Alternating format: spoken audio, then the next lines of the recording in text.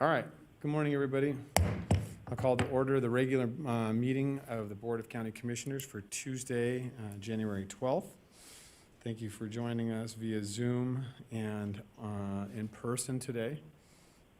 Before we get started here, I want to go over just some basic housekeeping rules.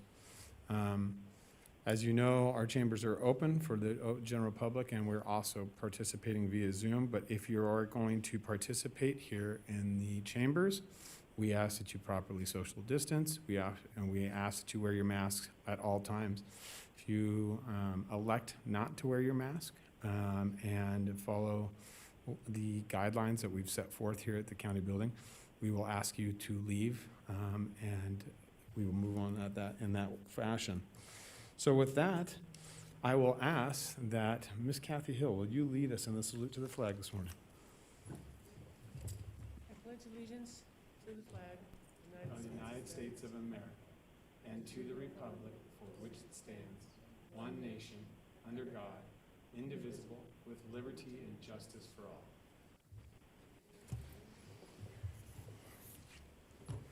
Thank you, Ms. Hill. Appreciate that. I appreciate you joining us this morning.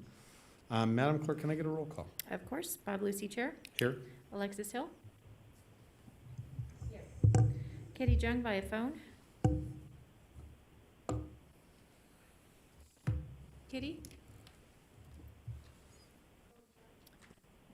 Vaughn Hartung. Here. Jeannie Herman. Here. County Manager Eric Brown. Assistant District Attorney David Wattsfield, are you on Zoom?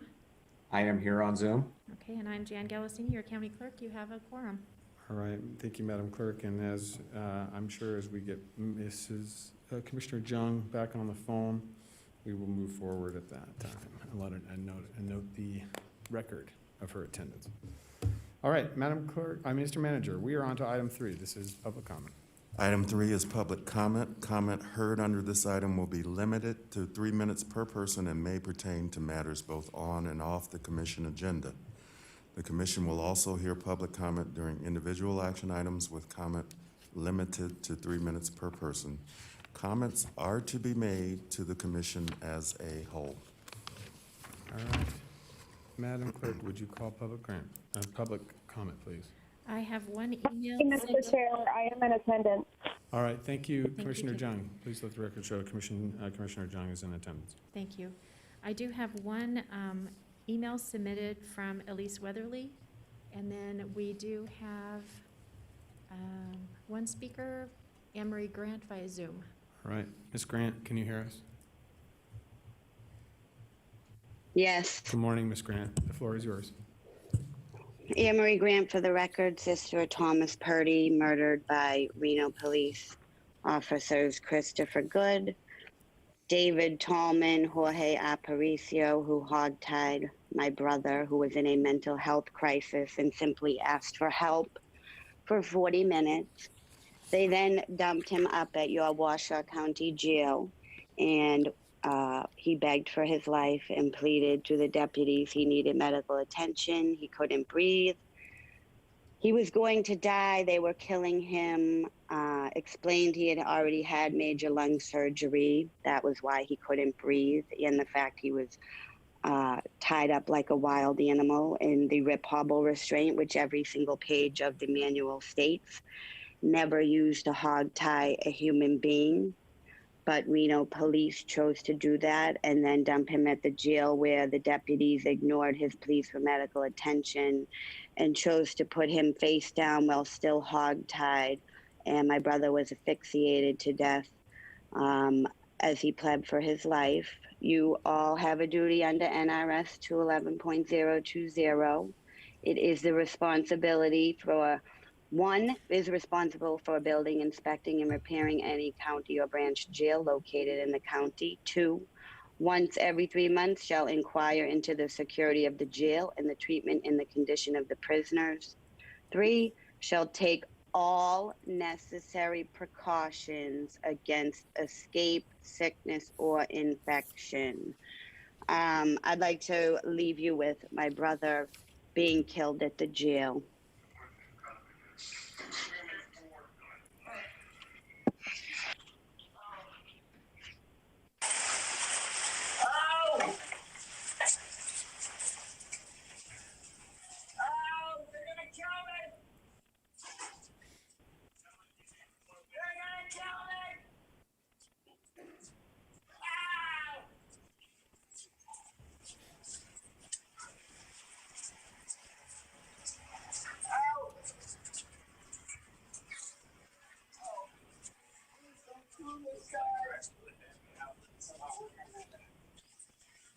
Please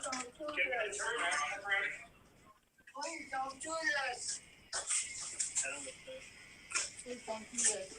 Good enough for you to work. So you're freaking turning now? Pull this out. Ow! Don't you understand that we're trying to get this off of you? You gotta bend your legs or else we can't take it off.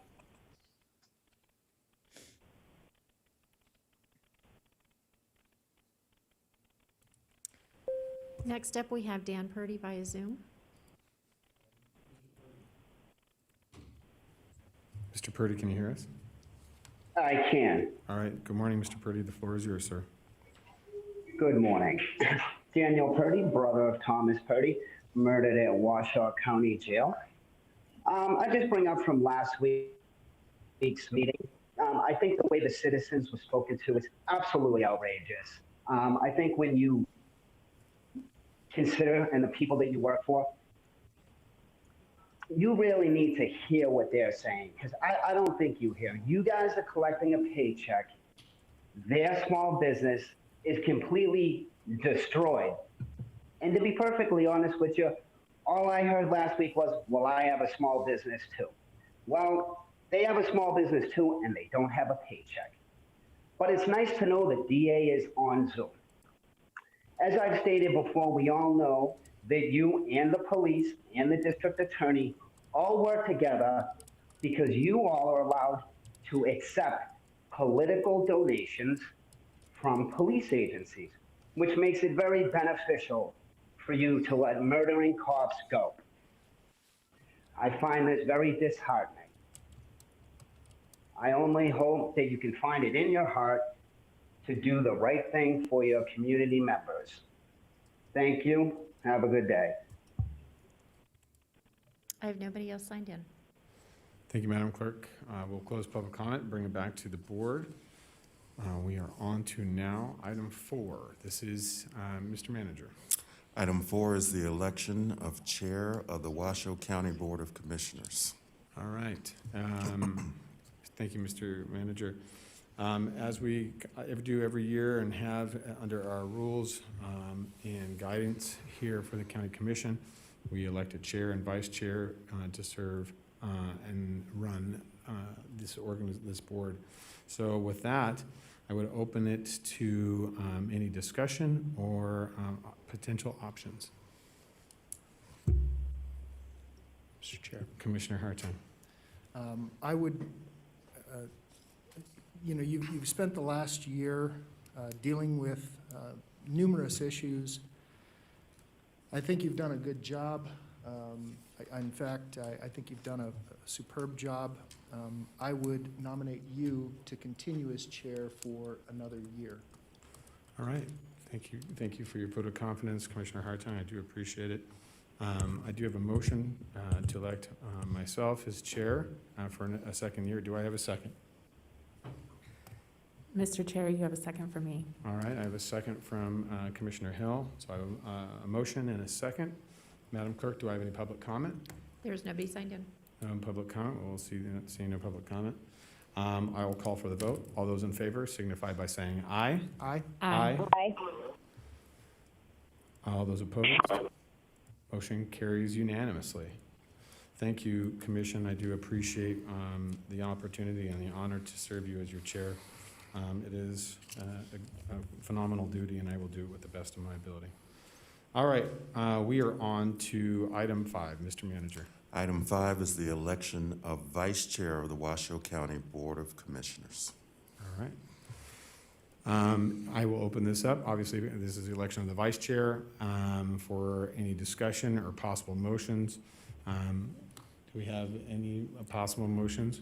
I would move to elect Commissioner Hartung for Vice Chair. All right, I have a motion for Commissioner Hartung for Vice Chair. Do I have a second? I'll second that. All right, I have a motion and a second. I will call for the vote. Is there any public comment, Madam Clerk? There's nobody signed in. All right. Oh, no, I'm showing that I do have, Yes, there is. I'm sorry. All right, Miss Anne Marie Grant. Anne Marie Grant for the record. I did have my hand raised for item 5 as well. I was skipped over for that, so I'll just include it in this. I'd like to see some other faces take a leading role. Maybe Jeannie Herman. I don't think she's ever stood up and led the board, but that's all I have to say about that. Thank you. Thank you, Ms. Grant. All right, seeing no further public comment, we'll close public comment and bring it back to the board. All right, I have a motion and a second to elect Commissioner Hartung as vice chair. I'll call for the vote. All those in favor signify by saying aye. Aye. Aye. All those opposed? Motion carries unanimously. Hold on. Here we go. Please, you got it. There you go. Thank you very much. All right, item 6, Mr. Manager. Item 6 is to fix the term of office of the chair and vice chair of the board. All right. Thank you, Mr. Manager. The long-standing rule has always been that we fix the term for 1 year and continued to serve at that parish for 1 year, chair and vice chair. So I will make the motion that we fix the term of the office of chair and vice chair for one year from today to be considered. And I have a second from Commissioner Herman. So I have a motion from myself, a second from Commissioner Herman. All those in favor signify by saying aye. Aye. Aye. All those opposed? Oh. And do we have any public comment? I apologize. We do not. All right, thank you. All right, please affirm your votes on the screen. Motion carries unanimously with all commissioners voting. All right, Mr. Manager, we are on to item 7. Item 7 is commissioners and county managers' announcements, reports, and updates to include boards and commission updates, requests for information or topics for future agendas.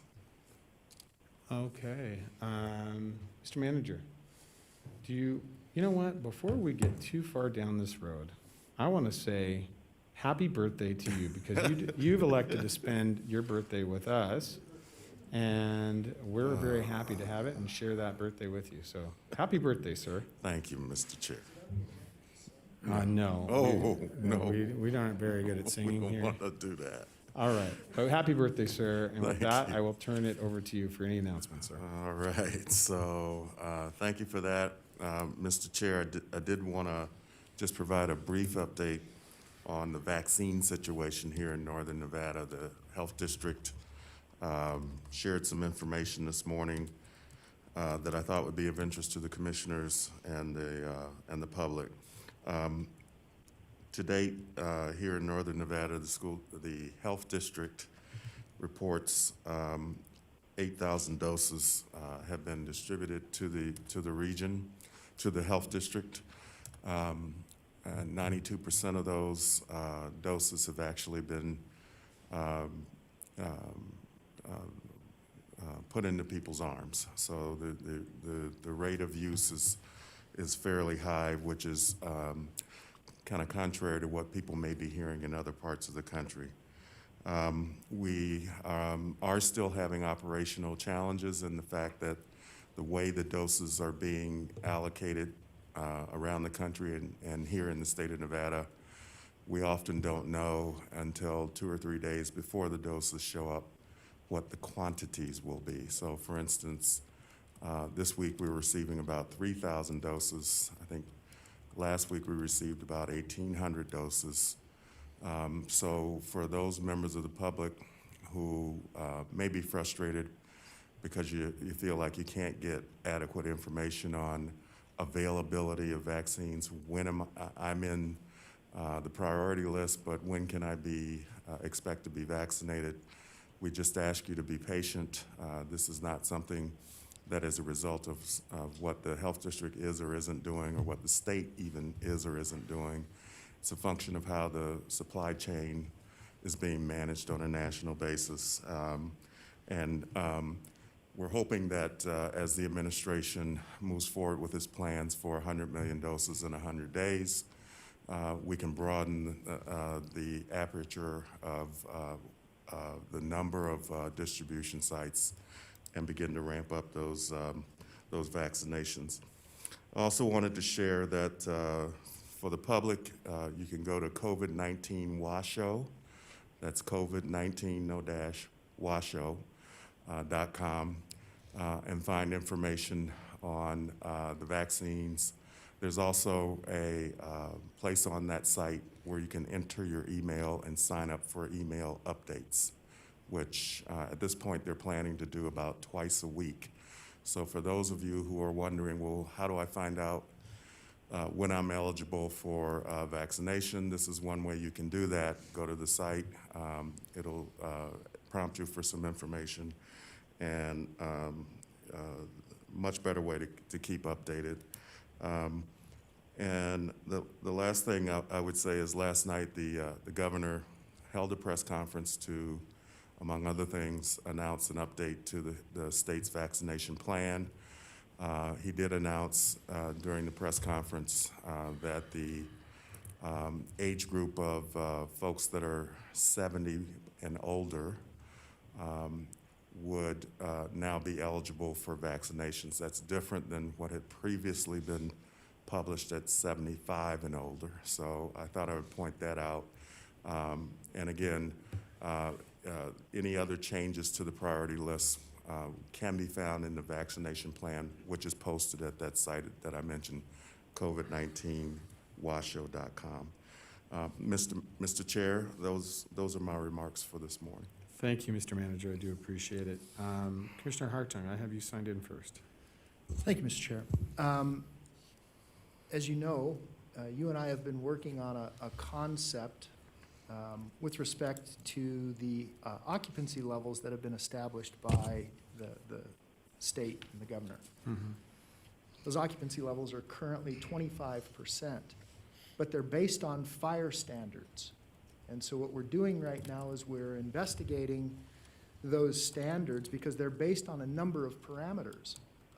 Fire standards were designed to get people out of a building in an emergency.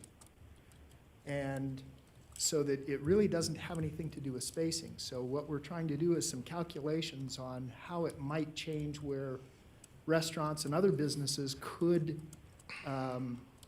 provide a spacing plan to demonstrate that they can space at 6 feet and not have to deal with an occupancy level that was designed for a fire code. And that would, I'm hoping that it will pertain to all businesses. Once we're done with our calculations and running some models on it, I'd like to submit this to the governor's task force for review. There's one other piece. The governor has stated that we can have 4 adults at a given table. Those are 4 separate households, but yet a family with their 3 children can't go to a restaurant. That's very arbitrary, and they live in the same house. There's more chance of spreading with a 4-member group from different households than there is from 5 or 6 or even 7 members who all live in the same household. So I'd like to also visit that and hopefully come up with some recommendations that were based initially on the white paper that I wrote some months back. And we'll submit that to the state and to Caleb and the task force and see what comes out of it. That is wonderful, Commissioner Hartung. We will look at that and put that on the agenda for some future work. All right, is that all, Commissioner? You have anything else? That's it. I'm going to go to Commissioner Herman. Commissioner Herman, I have you signed in next. Mr. Chair, I'm still on this letter to the governor. I'd like to hear where we are with that, and couldn't we do it all together with what Commissioner Hartung is saying? I mean, here's letters from this week from people that are in trouble. They're having terrible problems, losing their homes, losing their jobs, and losing their businesses. And I think that's all these details are good, but it's the whole picture that we've got to attack. We really do. There's every little bit helps, but you know, we've got a big problem, and it's our duty to fix it. And do you need, I would like to be involved in it, or if you think you can handle that, that's fine too, however you want to do that. But I would suggest that we get something done soon. I agree with you. Thank you, Commissioner thank you, Commissioner Herman. I do appreciate it. Commissioner Hill, do you have anything this morning? I would just state that the MLK holiday is coming up on Monday, and there's a great opportunity for the community to think about how they can get involved in the humanitarian causes of really pushing social justice issues forward. And that's the 35th annual Dr. Martin Luther King Interfaith Memorial Service. It will be on the 7th at 5 p.m. and people can find information on Facebook about it. But I also think that we should come up with a response to the people who are asking for a public meeting as well, and speak with one voice. But I know that that's something that we're working on internally as well. That's fantastic. Thank you for bringing that up. I do appreciate that. All right, Commissioner Jung, do you have anything this morning? Yes, Mr. Chairman, I want to thank you and the Vice Chair and the manager for working on finding resolution to local issues, and especially having that local jurisdiction in all things, but especially in a pandemic. So I appreciate that, and I want to tell you both, wherever you need me to use me. I'm here to help you make this a reality and to be effective. So you got my full support on that. I wanted to let you know I attended the Senior Services Advisory Board for Washoe County, and I want to encourage you to go back and watch this meeting because it is recorded on Zoom. This board, which you would think, are the seniors going to be active during this time? This board has really been effective at implementing many different alternatives to what they usually are doing, the Winter Senior Olympics, et cetera. And one of those issues I wanted to bring to your attention that I'm very proud of is they organized and created what they are calling friendly visitor calls. And the people that are on the other line that they're calling are seniors who have opted in to have weekly phone calls from other seniors to be a friend and a confidant and a helper of resources. And it is 100% been successful in terms of, I believe now we have 16 volunteers making the calls. As well as creating more opportunities for people to sign up for it. So I wanted to let you know things are happening pretty effectively over at the Washoe County Senior Services Advisory Board. And I think you would be proud to hear that. As we know, the number one fear of the aged is not to die. It's to die and it's to be institutionalized. So we are hitting those buttons, and especially, now remember, these are seniors calling seniors. They're not social workers. They're not therapists. They're not counselors. They are simply an ear to listen and a resource provider. So if anybody is interested in being a weekly caller, I encourage you to reach out to the Senior Services Advisory Board. They're looking for everyone, but they're not expecting you as electeds to do it. They really want to do this as a grassroots push and continue this with lists of homebound senior citizens in our communities that other seniors can pick up and call that would like to volunteer. So they are really, Mr. Chairman and the rest of the Washoe County Commissioners, they have not sat back during their social isolation and self-quarantining. They are really getting a lot of work done. And I do credit that to the leadership of our Human Services Agency that empower them with data and help them collect that data to make this a reality. So I thought you guys could all use a little good news today, and that's some great news, and that has nothing to do with me. and it only had to do with how much this board supports senior services. So bravo to you, and that's a win as far as I'm concerned. Thank you, Mr. Chair. Thank you, Commissioner John, I do appreciate it. Commissioner Hartung, I've got you signed in again. Yeah, I made some notes and I had put them under another piece of paper and had to locate them. I had a question and I don't think we've gotten an answer. We asked a number of weeks ago why there was a failure in the 911 system.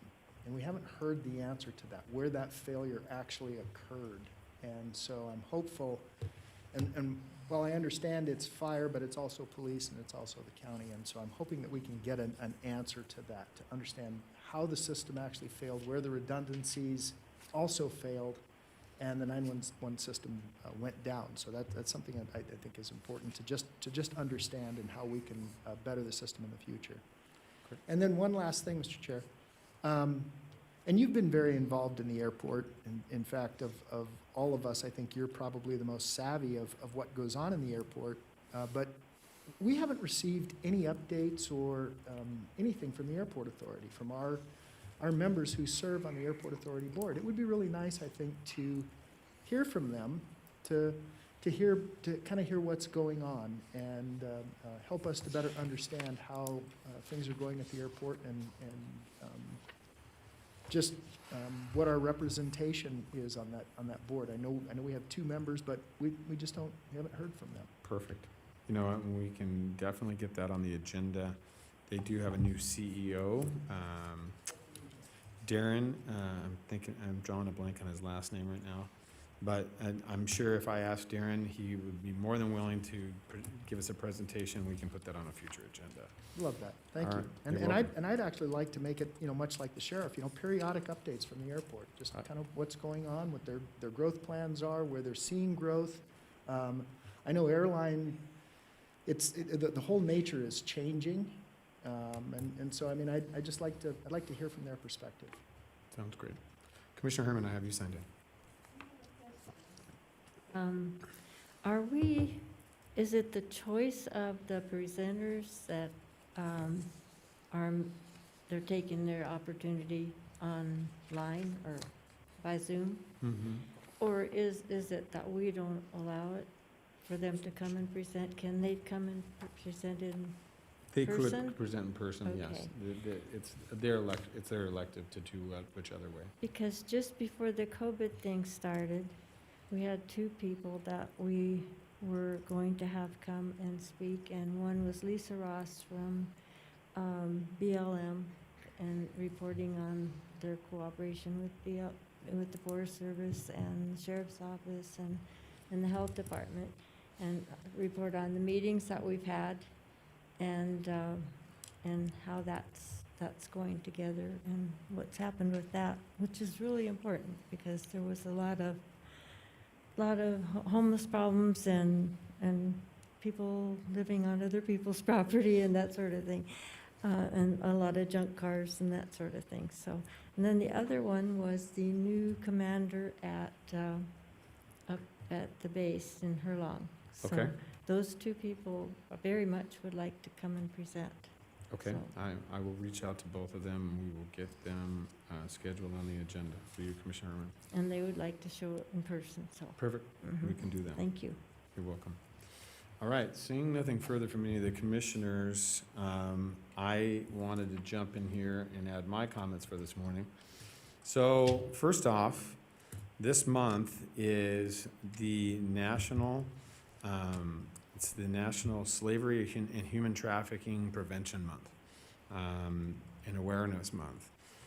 We here in Washoe County experience a number of this right under our noses without a lot of people understanding how important it is.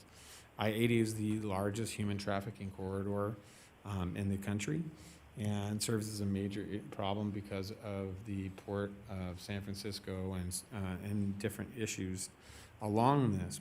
And you throw into that our amounts of hotels and daily hotels and challenges that we see, but also, a number of different things. So just want to make sure that we point out that, that this is National Slavery and Human Trafficking Prevention Month. and how important and what roles we play in that. Next, so please keep that in mind, and if you can support and help and participate this month in that would be fantastic. The other thing I'd like to point out in regards to that, one of this commission has done and this county has done over the last 2 years was support Our Place and our HSA team. And we, obviously this year got Our Place online, but just recently, through Amber Howell and her staff at HSA, they were able to find grant money directly through the governor's office and the state to help facilitate the rehabilitation of an additional home on our campus at Our Place. And 8B is now online, which has provided the expansion for 10 more families. 10 more families that no longer have to, suffer through a winter cold, 10 more families that has eliminated our wait list. So I want to thank, all of our staff at HSA from our and community services and a number of individuals that helped turn that around in a quick amount of time and get that building online. It's tremendous. And, as soon as we have a little bit more flexibility in regards to COVID and those challenges, I would hope that all of our commissioners get over there and have a tour and see what a wonderful job our HSA team and our community services team has done to build such a facility and provide, but also what this commission has supported. So please, if we could do that, that would be great. Commissioner Hartine, Darren Griffin is the new CEO. It finally gave me my line, and I will get him on the agenda, and our representatives from BLM, Lisa, and some different, and all your individuals, Commissioner Herman, and in subsequent meetings coming up. We do have representatives that serve on there. Mr. Nat Caroselli serves, and Lisa Giannoli are our two representatives on the airport. We can also invite them to come and participate in those discussions as well and give that presentation. So, Mr. Manager, I would ask, one thing I do want to ask is an update in regards to, from CSD staff and Assistant County Manager Solero, where we are with the wild horses in Hidden Valley. The wild horses in Hidden Valley have been very destructive and very challenging to deal with. There are some rules and regulations behind not feeding those animals in city limits and just in general. And especially if we have people that are feeding those animals inside of Hidden Valley, I want to look at what we can do to prevent that, send out some net messaging and notice that. So if we can kind of keep that going. You did cover the vaccination discussion this morning. I know every commissioner has received a number of phone calls from constituents discussing where the tiers are, what are we doing, is it hopefully that we're not wasting doses or any doses are going bad. Those are some issues that are going on, and some clarification to what those vaccination tiers and how soon those individuals and how we're moving through that. I know we've moved into tier 2, but I think that's a discussion. I did see, as of last night, we reopened the libraries for for pickup and in-person pickup and delivery. But those individuals still have to go and get that online. And I've said this time and time again, that our libraries are not just places where people go and check out books. They are much a community center. They are much a different thing. So I would like to get a report or a presentation from our library director in regards to his plans, in regards to reopening the libraries. Once again, those are community centers. What is that? How does that go scalable? And how can we move forward with that if he feels comfortable? But that is the decision of the library board, which is completely separate from us. But I would like to speak with Mr. Scott in regards to his plans to move forward with the libraries. I'm going to be personally writing a letter to the governor on my not representing Washoe County, but just on behalf of myself. I feel that a number of the conversations that have been had by constituents and by the individuals need to be shared with him. And I will share that, and I'm going to be writing that governor, that letter individually. Happy to have a broader discussion on the agenda, not so that we're not really deliberating here on a future agenda about what a letter looks like. So I'm happy to put that on the agenda, but I'm going to be writing one immediately and getting that out before we can, because we would have to get the support of the commission in its entirety to send a letter on behalf of Washoe County. And so I want to get that on the agenda before we do that. And with that, those conclude my comments for this morning. So thank you very much. I do, and then once, just one last time, happy birthday, Eric. I really do appreciate you coming to work on today, and I know it's a big deal. And 26, right? Yes. Yeah, good. All right. With that, we'll close commissioners' comments, county managers' announcements. We are on to item 8. This is our first appearance of the morning. Mr. Manager. Item 8 is an appearance by Amy Cummings, Deputy Executive Director, Director of Planning for the Regional Transportation Commission of Washoe County, to provide a report and update to the Washoe County Commission on the 2050 Regional Transportation Plan and allow for discussion and possible recommendations to the plan by commission members. All right. Ms. Cummings, you're here. Thank you so much. I appreciate the opportunity to speak with you today. Amy Cummings with RTC. And we were last here to talk with you about the Regional Transportation Plan in February. So we've done quite a lot of work in that time period. And wanted to bring back with an update and give an opportunity for you to share your thoughts and priorities with RTC. So, as you may remember, the Regional Transportation Plan establishes the long-range transportation priorities and investments that this community is going to make on our regional road system. So it's a very important strategic document for the community. And we have had a community-based process.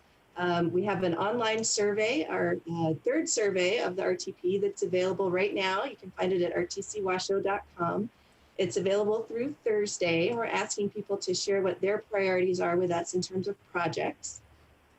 And we're hoping to have a draft of the plan document in February for public comment additionally.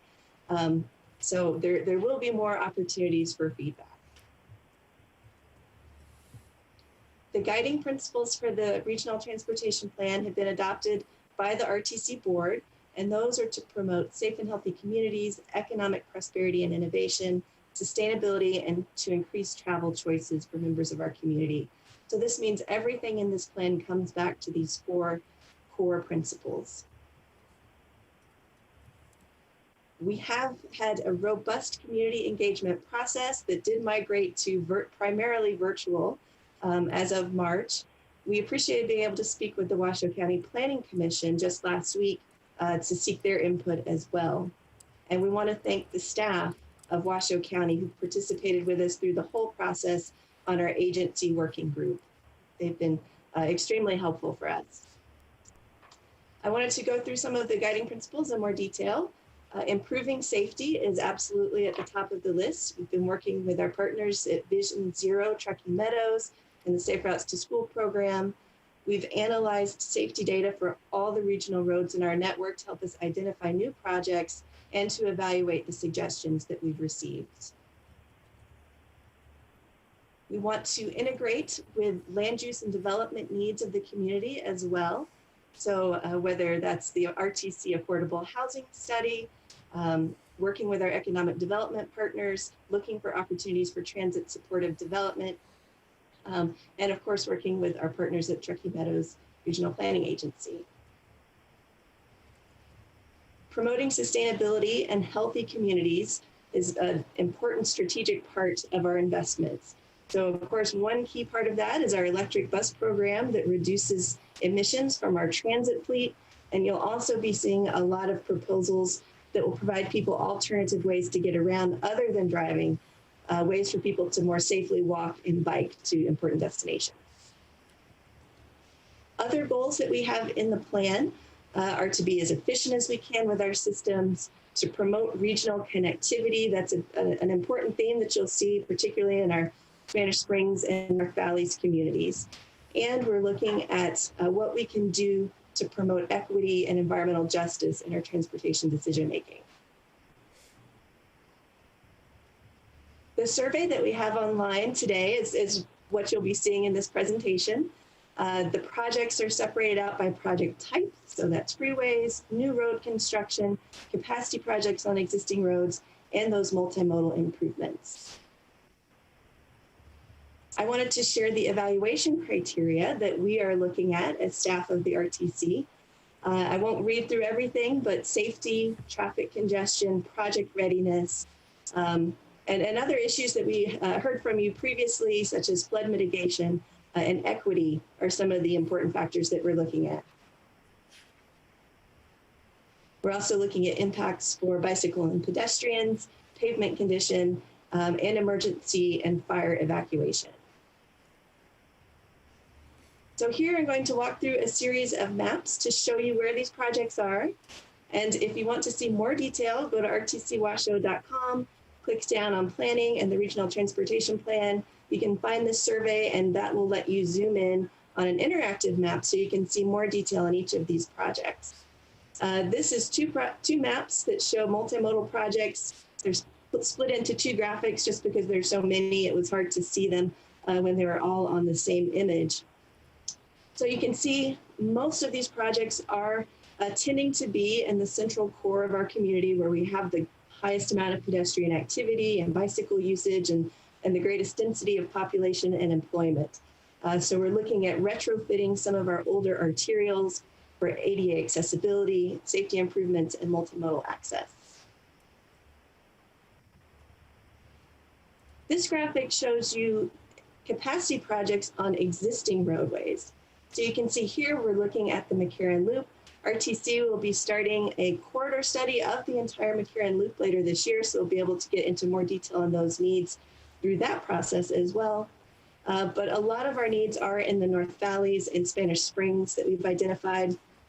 I wanted to note that our RTC commissioners, Commissioner Lucy and Hartung, did share with us as well Commissioner Jung's request to have improvements on O'Brien Pass included in the plan, which is here as well. The freeway system is central to mobility in our community. This is where the bulk of our travel, miles of travel occur. So the Spaghetti Bowl and improvements on 395 North are really rising to the top to continue to be our primary priorities, although we do have needs throughout the entire network.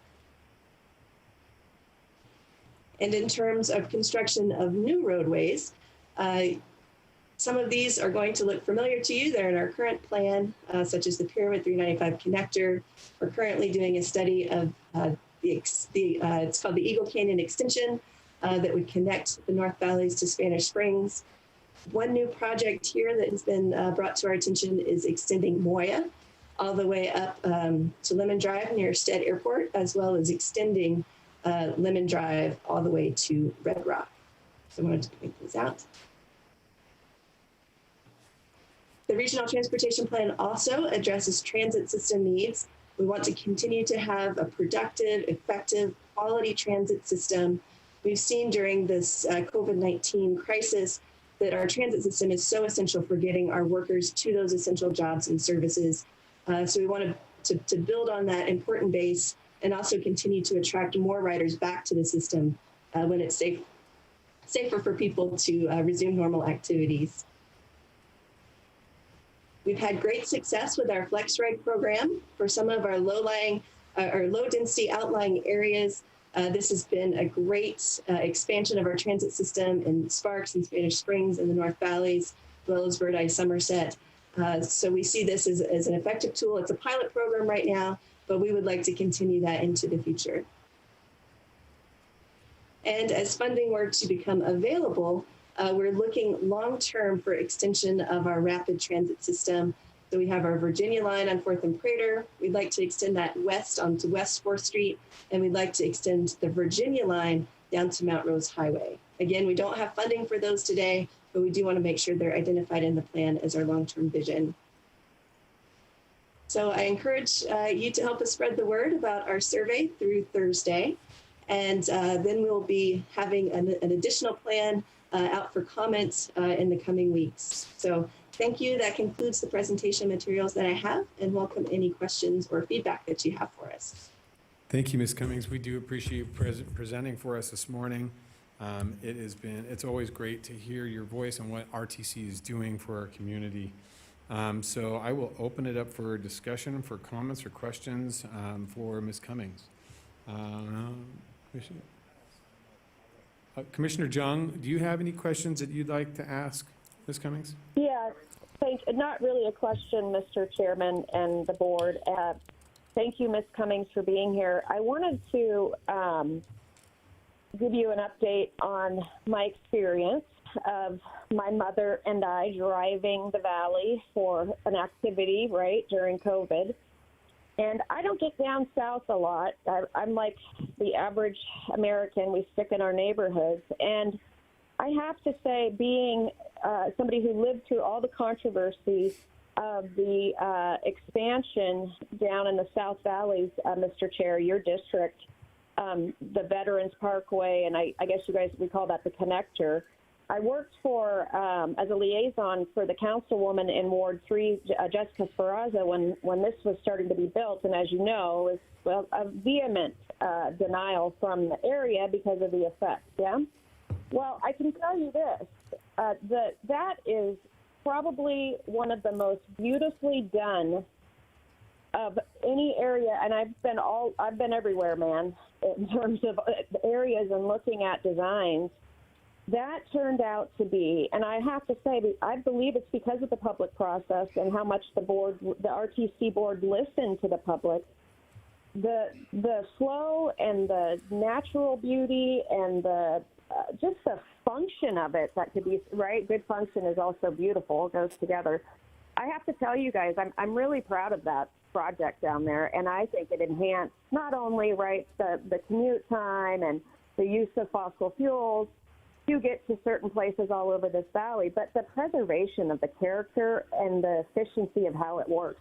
We were both astounded. You think like we never get out. I promise you, we don't get out much during this social isolation, but that was something we both had to do a couple days ago. So I want to say, Ms. Cummings, and a credit to your director and to the previous boards that stuck through that project is really, I'm sure you've won international awards that I didn't pay attention to, but I'm really proud of it. And I think it turned out for the better all the way along, even though it was a long slog with a lot of controversy. So I appreciate where we got with that. And then I want to thank Commissioner Hartung and Commissioner Lucy for addressing O'Brien Pass and the importance of that until we get the next connector over through Sun Valley, my district, and how much that is used for that shortcut between the Valley of Spanish Springs over to 395. So thank you on both of those, and thanks for being here, Ms. Cummings. Thank you, Thank you Commissioner. very much. Commissioner Hartung. Thank you, Mr. Chair. So, Ms. Cummings, just briefly, this update, the document that we're working on right now, I'd like you to just touch on the fact that this is a living document. It's not cast in stone. It's not dogmatic. It's a document that we recognize takes into account the changing dynamics, as it were, in our region. So will you speak just briefly to that and the timing and that, and then I have a couple of other questions. Thank you so much. That is such a great, important point. We update this plan every 4 years. It's a requirement from the U.S. Department of Transportation. And so about 2 years from now, we'll be back doing the same process to update it as conditions change, as our community continues to grow. So we recalibrate every 4 years to make sure we are meeting the current needs of the community. So that's why so many of these projects are familiar. You've seen them before, and they're in our current transportation plan, but we continue to add and modify and update those as needed. Okay, good. And my intent is not to beat on you. I know that you're just the messenger here, but I'm not going to make any secret of this. I don't get the 395, the Pyramid 395 connector. I'm still wondering why it's in our plan. I think it's a huge expense. I think we could ultimately spend that money on Pyramid Highway, getting Pyramid Highway upgraded, and some much needed side roads. I mean, we are in desperate need of widening Eagle Canyon all the way to, from neighborhood all the way up to the top of the valley, essentially.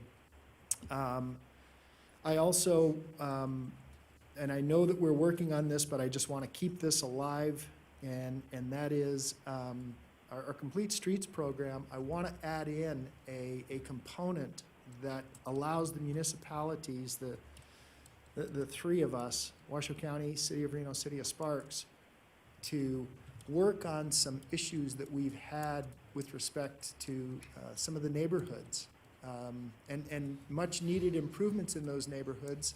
The people who live in those neighborhoods pay gas tax. They're concerned. There's a lot of speeding. There's some very dangerous conditions in these neighborhoods, and so I'm hopeful that we'll be able to come up with a more robust program and couch it under Complete Streets for safety, and move it out into the not just the RTC roads, the collectors and that, but gets it actually into the neighborhoods. It's extremely important. And so I'm hopeful that we can come up with something of that nature. And then I also wanted to thank you. I think it's extremely important. And I know we're going to do the upgrade on the far south end of Pyramid from McCarran all the way essentially to Golden. So thank you so much for keeping that alive. That's a much needed upgrade. Just getting it to Los Altos will dramatically change the traffic flows from McCarran into Sparks, where a lot of people take Disc and Los Altos. So thank you for staying on that. Thank you for keeping that alive, and let's get the project on the ground. Thank you, Mr. Chair. Good time, appreciate that. Ms. Cummings, I have to say thank you for all the work that you did put into the CAFR. Most people not the CAFR, I'm sorry, the RTP. The regional transit plan is like Commissioner Hartung did say, it is a living document and it constantly moves, but this is always flexible. Even though we are doing the 2040 current RTP, there are many things that will change as we grow as a community, and how that's going to, whether the necessities lie. I too, as Commissioner Jung pointed out, would like to point out how we're going to deal with that traffic in the North Valleys.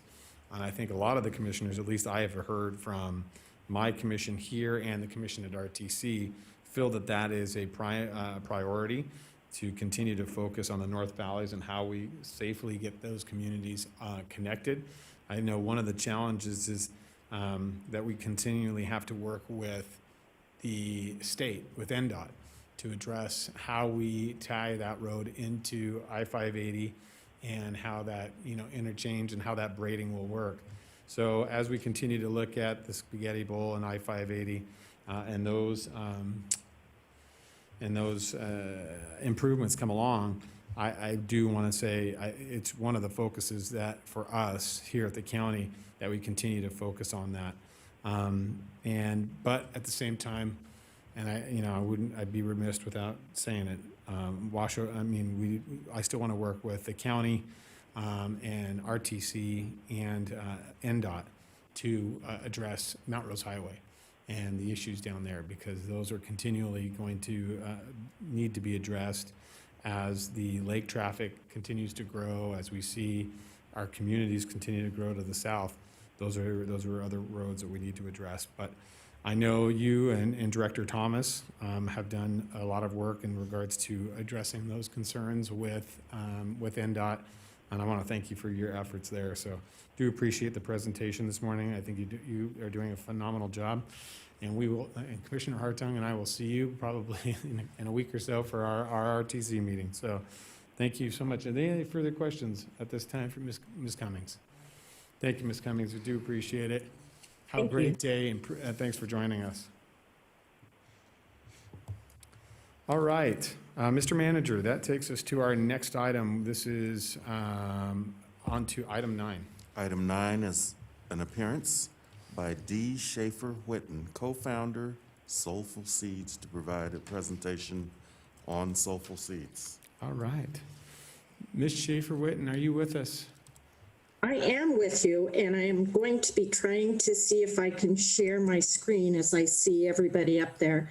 We're working, we'll help you. Oh, there you are, we can see you. Can you see us? We can Can you see- see my slides? Not yet. We'll make you a presenter, just give us a second, we'll work with you, and then you can. Okay. Can you see your share screen button there?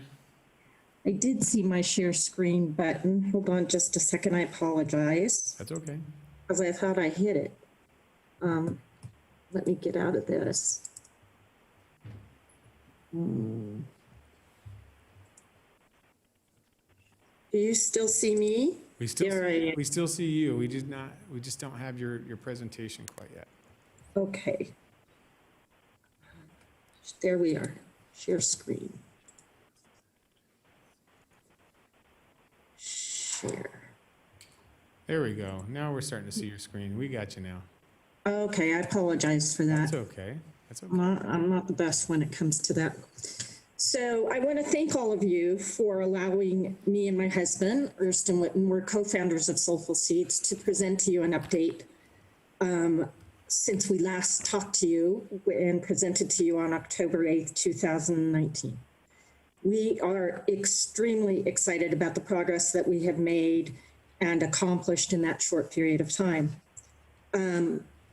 So now that you can see my screen, thank goodness, I just wanted to remind everybody that Soulful Seeds was started with one man's vision, and that's my husband, who grew up as a sharecropper in Arkansas. It was his vision and goal to teach those less fortunate how to become self-sufficient and move from poverty to sustainability. For the purpose of today's presentation, we will primarily be concentrating on 3 of our core pillars: the community garden pillars, our neighborhood garden pillar, and focusing on primarily the Our Place campus, which we have been doing a lot of work with RISE over the last year, or what we're calling our mini farm, since it's 2 acres, and our education pillar on how we plan to move people from poverty to sustainability. As an organization, we've never wavered from these core pillars. We have not sought support and dollars that would force us away from these pillars. So we're very, very particular about any grants that we apply for and what their requirements are, so we can stay focused. The first pillar, which has a significant impact, the Our Place residents, is the community garden pillar. Over the past year, we've organized the Community Food Security Coalition. Working together monthly, we are able to maximize the amount of fresh food that is delivered, not only here locally, like to the Our Place campus, but also rurally. We have about 14 agencies that are involved in this, and it eliminates the duplication of services and allows all the organizations involved a pathway to support the homeless, the working poor, families, youth, veterans, and seniors. I want to recognize Jill Moe from the Desert Farming Initiative and Stephanie Fenton, our volunteer facilitator, for helping to ensure that this coalition stays on track and active. With the support of that coalition, Soulful Seeds applied and was approved for a CARES Act grant through the city of Reno. We decided to work with small farmers and suppliers who are suffering through the pandemic due to the closure of restaurants to purchase food at a discounted rate and then deliver that food to the Our Place campus residents, St. Paul's Food Pantry, and St. Francis Food Pantry. We were able to deliver 13,000 pounds of food through this grant.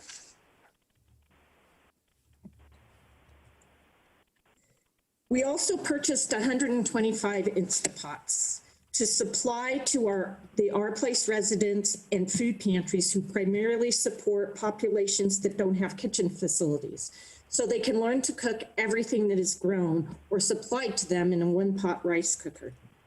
Finally, we put a down payment on a van that has enabled us to significantly increase the amount of food that we can deliver weekly. The sponsors that you see on the van have donated $1,000 each to help support the payments, insurance, and maintenance of the van on a yearly basis. One of our board members has had us sign a 5-year agreement at a 0% interest to be able to make the payments on those vans. Now I'd like to focus on the neighborhood garden pillars, specifically on the Our Place neighborhood farm. As you know, the focus of this farm is to provide fresh, healthy food as close to the population that needs it as possible. Over the last year, we've been working diligently with the state and the county to secure an agreement and begin work on that 2-acre land located on Galletti and Glendale. This would not have been possible without the support of you, all of the commissioners, the state, and a special thanks to Kate Thomas, the Assistant County Manager. We are very pleased to announce that approximately 1 year from the date when we last spoke with all of you, we were able to secure that agreement and plan to begin work on the farm in early spring. Now, I would like to present to you an overview of the project cost quickly, and I won't go over it in detail, but I can tell you it has not wavered from what we presented from you before. However, we're much more confident in the costs associated with the farm as we have many consultants that have offered work for us pro bono. So here is a list of the key players and the supporters for the Our Place campus. There's Washoe County, State of Nevada. Stonegate Development has been offering pro bono work for us since the beginning of this project. Loomis and Associates have done the site survey and will help us with the grading. Tumwa, thanks to you, Commissioner Hartung, has supported us with backflow presenters and lines through their student support program. Western Nevada Supply is doing the irrigation. Plan B Ranch is supplying us materials. Curtis Brothers Construction is doing pro bono work on the construction and at a discount rate. And then First Full Circle Compost offers us compost at a discount rate. These are all the costs that are associated with the implementation of the Our Place campus. If you can see, that's a total of $361. That's dedicated to that campus specifically. But as I said, we are going to be going out there and doing fundraising and trying to raise as much pro bono work as we can to get this job done. Erston and I are also getting old, so we really need to hire the staffing that is necessary to help support us. So this next year, we are going to be focusing on raising dollars for a program manager, which will work with RISE directly on the education program for the Our Place campus. We need a farm manager. It's a 2-acre farm, and that is a lot of work. We're looking at the possibility of assistant farm manager. That's not necessarily going to come this next year, but we also have to have an executive director, and we're looking at that at a half-time basis. So the total cost of the project is $470.93. As I said, the staffing costs won't be considered totally in this project as we have other projects that are going on. Here are the steps that we think are necessary to move forward with the project, and we're very excited about it. We believe that steps 1 through 9 will happen in April or May of this year. All of our partners are working with us on permits, and we have grading and fencing, which Washoe County is helping to support. And then items 10 through 12 will happen in the fall of 2021. I would be remiss if I didn't tell you all the support that we have been given through Soulful Seeds in the 2 years that we've existed. It is absolutely phenomenal that, you know, Erston and I feel that we've just planted the seed, but it's the tremendous support that we've received that has helped us grow as an organization.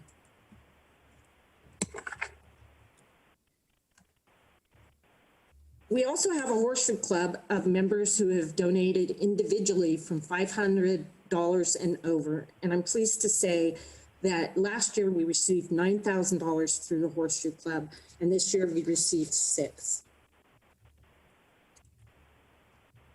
From one man's vision to a community-wide effort, we are all coming together to support the most vulnerable in need in this community. No individual or family should suffer from homelessness, nor be unable to provide sustainable food for themselves or their family. In Washoe County, we are standing up together to make a difference, offering the opportunity to provide for themselves and to move from poverty to sustainability. Kirsten and I just couldn't be prouder than to live in such a community. Thank you very much. Dee, Hello? thank you so much for presenting. It's always such a enlightening presentation. One, to have you come and participate in all the work that you and Ersten have done over the years. I'm sorry we don't get to see you in person, but seeing you via Zoom is just as good sometimes. So first, from the bottom of my heart, thank you for what you do. I think your dedication to this community and what you have done with Soulful Seeds is tremendous. I'm excited to see the potential of the community garden at our place and how that will benefit so many over the years to come. So things are slowly coming together, but coming together nonetheless. So that's a fantastic thing. I'll turn it over to any of my other fellow commissioners that may have some. Commissioner Hill. Thank you, Dee, and I'm just so impressed with what you and Ernston have done with our place, and you're just doing it because you believe in the mission, and it's very touching to me, and I can't believe you're not coming here and asking for $500,000 from the commission. That would be nice, I know.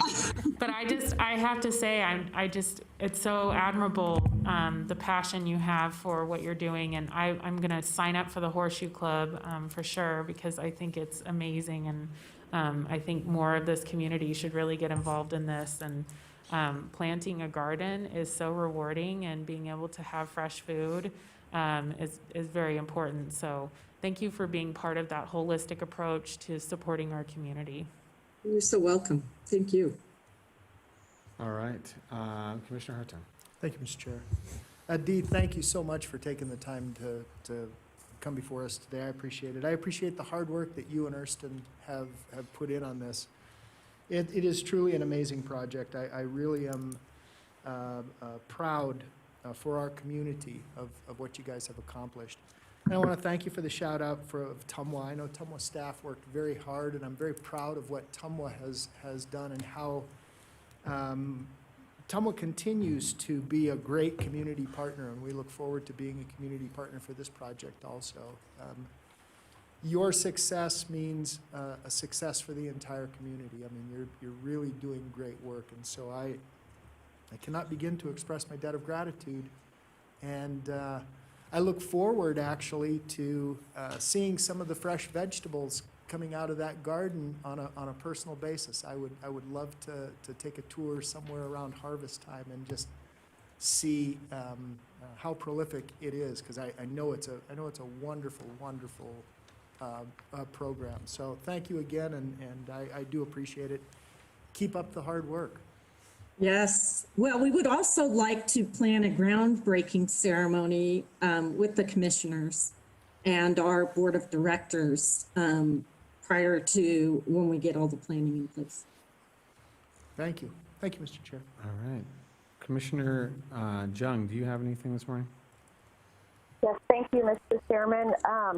Ms. Schaefer-Witten, I appreciate you and adore you and your husband so much, and what you bring to the table, and how important you've been from the very first conception of our place, and being a partner and a believer, and how we were going to be a success. And probably one of the first that stood up and said you wanted to be a part of it from the nonprofit community, with the real boots on the ground type of effort. So I want you to know you have my full support, and anything I can do, you let me know, and I will be there. I will. Thank you so much. All right. Commissioner Hartung. one last thing. Thank you, Mr. Chair. Yeah, this won't take long. Dee, I wanted to thank you for giving a shout out to Kate Thomas and all the role, the huge role that she's played. Amber Howell, Kim Schweikert, the whole team at our place and the direction that's been given. And again, thank you for acknowledging them. And we're so pleased of how fast this has come along. It really, Absolutely. I mean, it really has sprung up like a garden. It's really truly amazing how fast this has occurred, and I'm proud of the speed that we were able to achieve this with. So again, thank you for those comments of our staff. Us as well. Thank you. All right. Well, Ms. Whitten, it's always a pleasure. We do love seeing you. We wish you well and hope you're staying safe and healthy. And you and Ernsten, we can see you soon. So good luck with everything, and we'll talk to you. Thank you so much. Appreciate it. All right. Now, do we have any public comment on this? We do, Mr. Chair. I will place on the record supportive emails from Jared Espinosa, Marilyn Klass, and Wendy Wigglesworth that came through Washer 311. Fantastic. We will place those emails on the record and move on. This is set for possible action, but we will no need for action this morning. So with that, Mr. Manager, we are on to item 10, sir. Item 10 is a recommendation to acknowledge receipt of the Washoe County Comprehensive Annual Financial Report, Auditor's Report, and Report on Internal Control of the fiscal year ended June 30th, 2020, as presented. Approve the reappropriation of $24,995,323 for the fiscal year 2021 budget, consisting of $5,010,275 for purchase order encumbrances committed in fiscal year 2020, and $19,925,048 for spending of restricted contributions and fees, and authorize the comptroller to proceed with the distribution of the CAFR for public record as required by law. Welcome. Ms. Hill, it's always a pleasure to see you, and it's actually nice to see you in our chambers. Thank you for coming and joining us this morning. And I'm also, it's my understanding that Mr. Schickliger is joining, the auditor who's joining us via Zoom as well. So we'll make sure if he has anything to add to this. But with that, Ms. Hill, the floor is yours. Thank you. Good morning. Kathy Hill, Washoe County Comptroller for the record. The Comptroller's Department would like to thank the auditing firm of Eide Bailey for this audit last year, and specifically Kurt Schlicker and Tamara Miramontes. And I would also like to commend Bob Andrews and Russ Morgan, the accounting managers, for their leadership and participation of the preparation of the CAFR, and the accounting team for their work as well. As a reminder, and for the benefit of our new Commissioner Hill, no relation, as a reminder, the county's accounting is complex and more so than other agencies, and the comprehensive annual financial report accounts for 9 funds requiring property tax revenues and 22 governmental fund types and multiple priority funds, proprietary funds. I'll focus on the general fund as that's the main fund for the county. Total tax revenues came in at 1.02% higher than expected. Total revenues for the general fund were higher than budgeted by 0.845%, and total general fund expenditures were lower than budgeted by approximately 4%. The measures taken by the county at the onset of the pandemic included the creation of a financial review committee and the action of limiting the reappropriation of funds for purchase orders continuing into fiscal year 21. These steps resulted in the increase in unassigned general fund balance of $1.6 million, or 2.49%, and the restricted fund balance increasing by approximately $23 million as legally required to be restricted due to litigation. The total net position of the county for governmental activities decreased by $10.6 million. This is driven by the COVID pandemic and the proposed Incline Village property settlement. The unrestricted net position resulted in a negative $581 million. This negative balance is directly associated with the county's long-term liabilities, such as PERS. The notes and required supplementary information that is part of the CAFR is a good resource for you or anyone to review. This offers explanation on the county's activity of the previous fiscal year. And on that note, I will now turn it over to Ide Bailey. All right. Good morning, Commissioners and Ms. Hill. This is Tamara Miramontes, the engagement partner with Ide Bailey. I just want to make sure you can hear me. We can hear you great. Thank you, Tamara. Okay, great. Thank you so much. So I just wanted to go over our reports briefly. We actually issued 3 reports for the year ended June 30th, 2020 audit. Our first report goes over the basic financial statements as well as the schedule of expenditures of federal awards. And in that report, we give an opinion on whether the financial statements are materially correct in all aspects and if they can be relied upon by the users. We have issued an unmodified opinion with that report, which means that we believe that the financial statements, basic financial statements, are materially correct as they have been presented and that your users can rely on them. Our second report is in accordance with government auditing standards, also known as the Yellow Book. And this report gives, not an opinion, but it discusses internal controls as well as material compliance with laws and regulations. And in that report, if we identify anything that we determine to be an internal control over financial reporting that is either a significant deficiency or material weakness that warrants the Commission's attention, we point it out there. And we did identify one item that was identified as an internal control deficiency in that report. We did not identify any matters, though, that were determined to be material non-compliance with any laws or regulations. The third report that we issue is in accordance with uniform guidance. And that report specifically discusses federal money and major programs.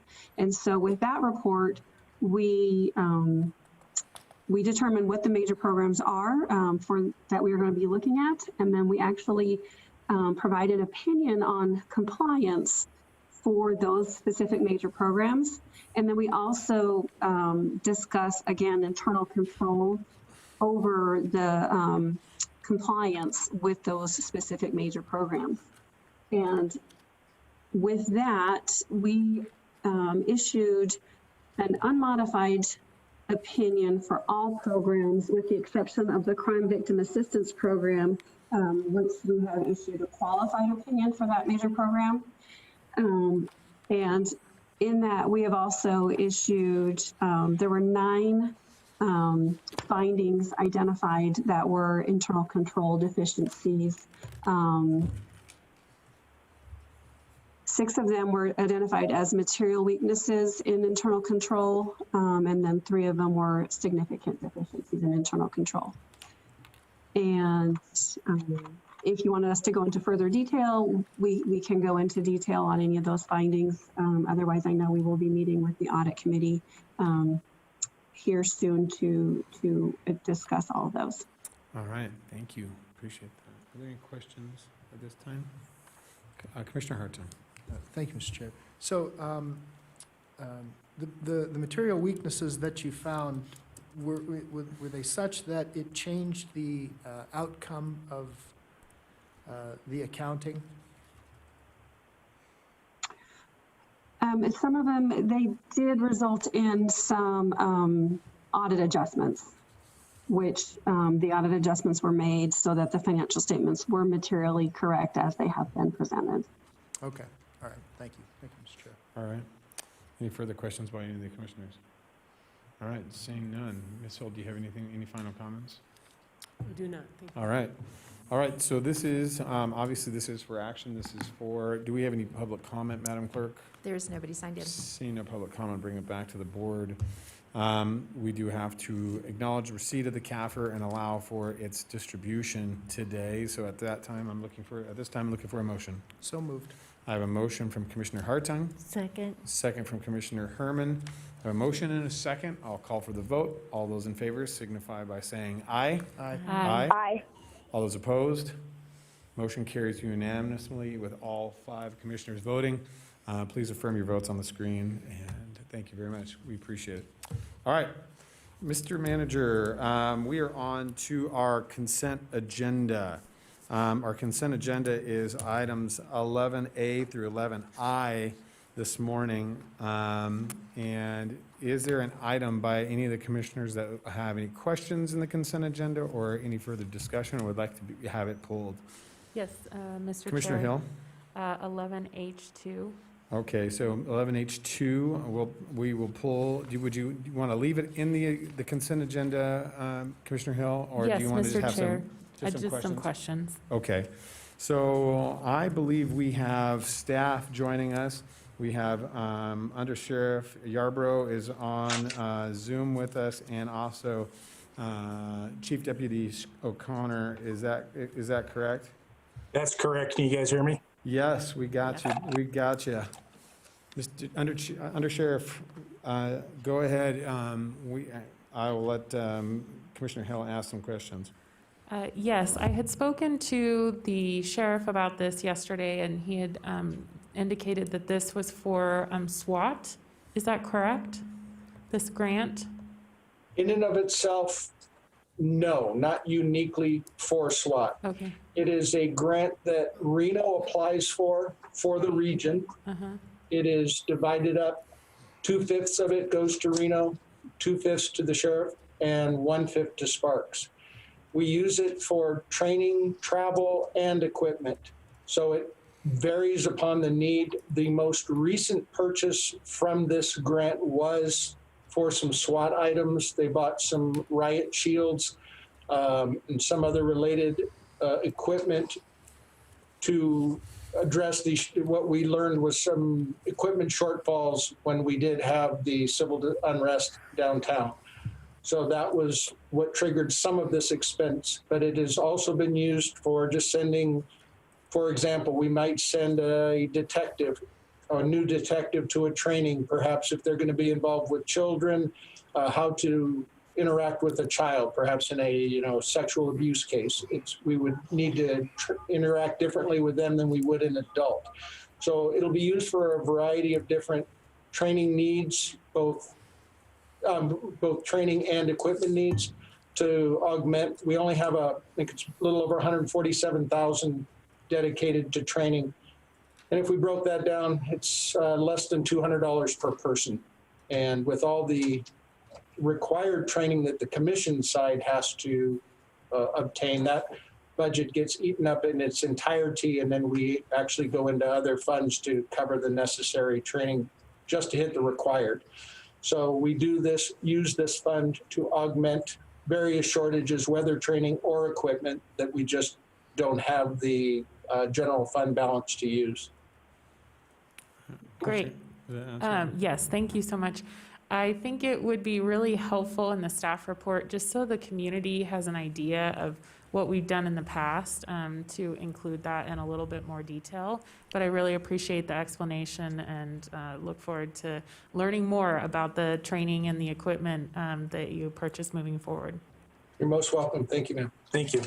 All right, any further questions for the undersheriff or in regards to this item? All right, seeing none, we'll leave it in consent. I'm looking for a motion to approve the consent agenda as drafted. So moved. I have a motion. Do I have a second? I have a second from Commissioner motion from Commissioner Hartung, second from Commissioner Herman. I'll call for the vote. All those in favor signify by saying aye. Aye. Aye. Aye. All those opposed? Motion carries unanimously with all commissioners voting. All right. What's that?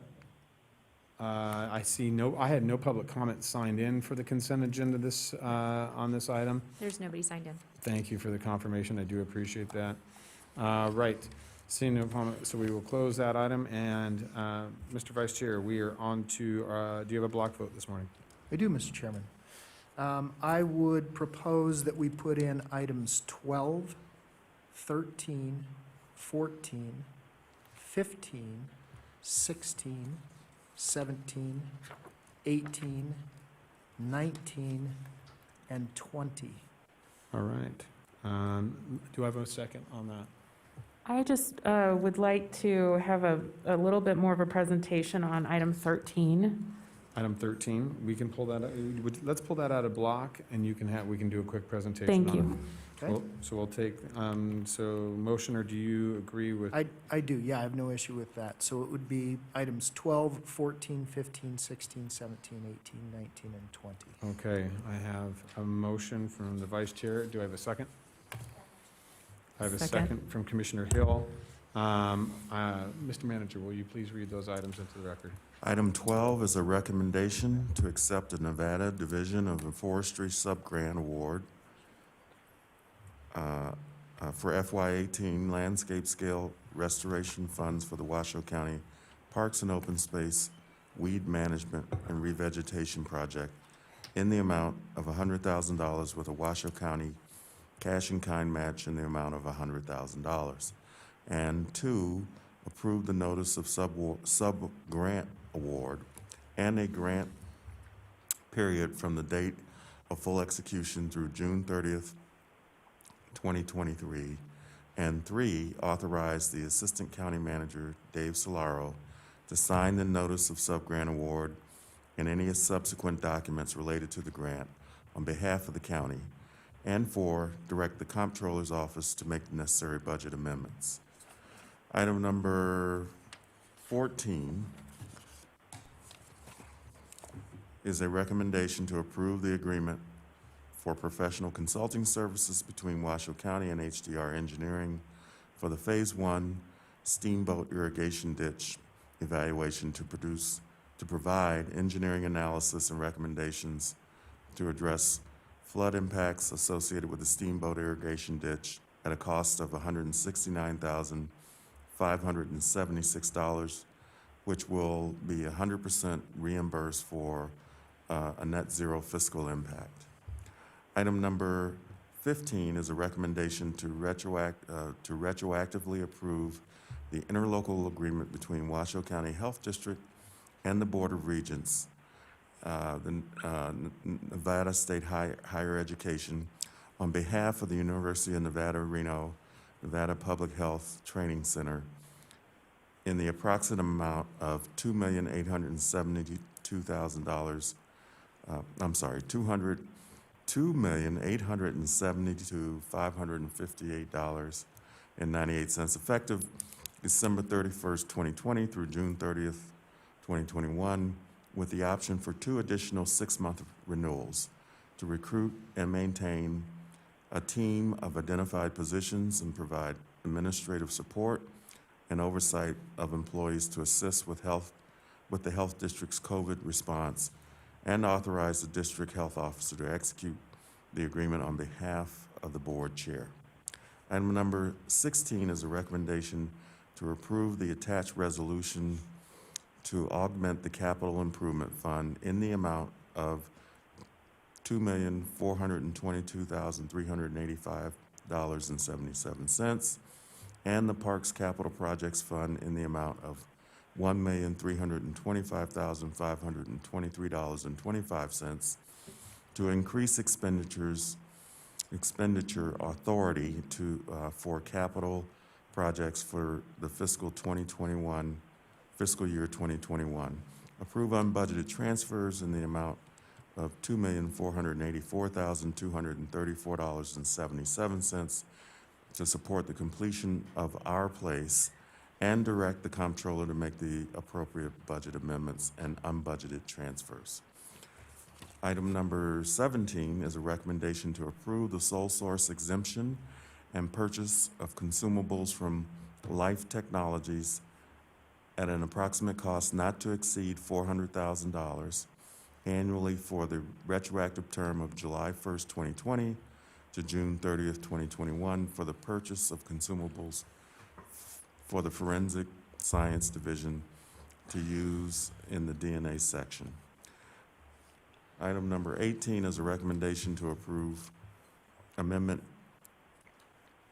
number 3 to the contract currently awarded to Reno Initiative for Shelter and Equality, RISE, awarded request for proposal RFP 3130-20 for facility operator of Our Place Women and Family Shelter on the Our Place campus to authorize an increase in the amount of $150,000 retroactive to the term of December 31st, 2020 through June 30th, 2021, for contract amount not to exceed $2,253,333 to support additional RISE staffing needed in Building 8B on the Washoe County Human Service Agency's Our Place campus. Also to authorize an increase of $300,000 to the 4 renewal periods for a contract amount not to exceed $2,120,000 to support additional RISE staffing needed in Building 8B on the Washoe County Human Service Agency's Our Place campus, and if approved, authorize the purchase and contracts manager to execute the amendment and revise the purchase order. Item number 19 is a recommendation to accept a federal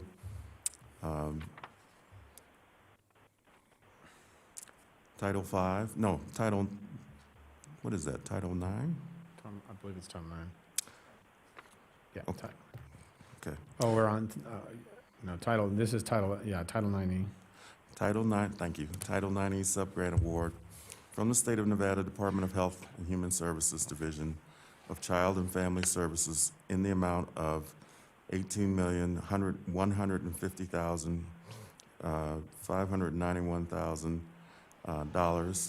$11,085,511 county match to Washoe County Child Welfare Services retroactive July 1st, 2020 through June 30th, 2021. Authorize the Director of Human Services Agency to execute the resolution of subgrant award and related documents. Authorize a subgrant agreement between Washoe County and the Washoe County School District to pass through the Title 9E federal funds to reimburse for actual expenses incurred, provide out-of-the-zone transportation for children in foster care allowed under the Title 9E of the Social Security Act, which is estimated to be an annual cost of $450,000 for a retroactive period of July 1st, 2020 through June 30th, 2021. Authorize the purchasing and contracts manager to sign the agreement between Washoe County and the Washoe County School District and approve the resolution necessary for same.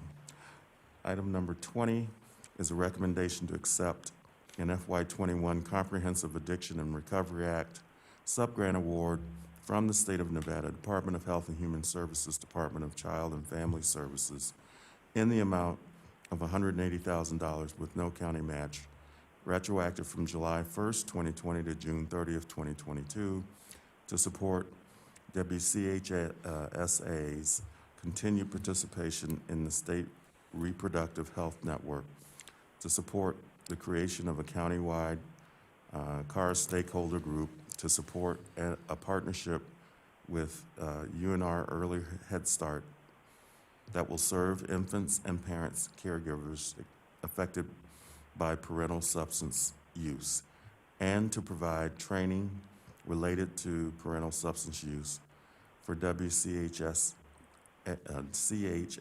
staff and community partners. Authorize the Director of the Human Services Agency to execute the grant award documents and direct the Comptroller's Office to make the necessary budget amendments.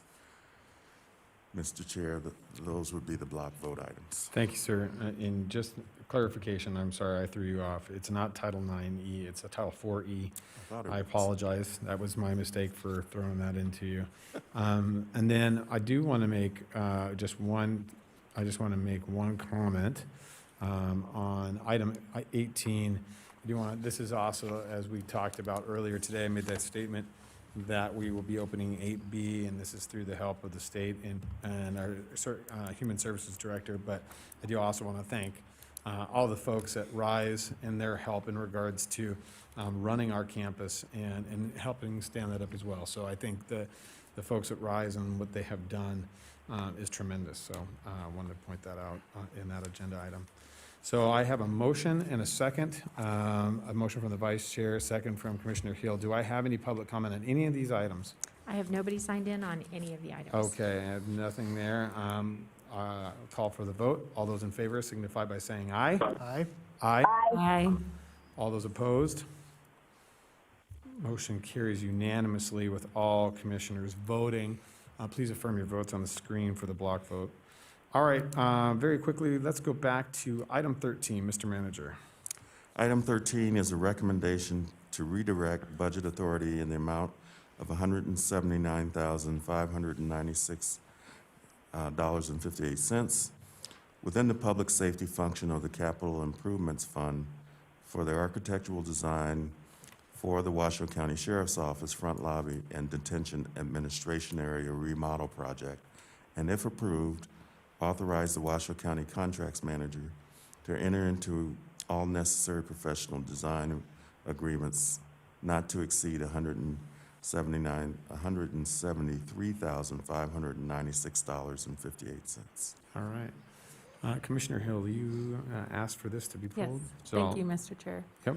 I just wanted to state for the record, I spoke to the sheriff about this item yesterday, and this capital project was being moved from a purpose for renovating isolation rooms, which help with our inmates who are mentally ill or may be on the verge of suicide, as designated by the medical or the sheriff's office staff. And so, and if I'm misspeaking, please tell me, anyone from the sheriff's office who's on the Zoom. But due to costs, and those costs increasing substantially, it could not be folded in with this capital project improvement. But the sheriff did assure me that they are looking at doing this on the next one, and I know that I'm very committed to ensuring that the safety of our inmates, and so I just wanted to get confirmation that that is the correct, that is what is going on with this, and we'll be looking at hopefully a capital improvement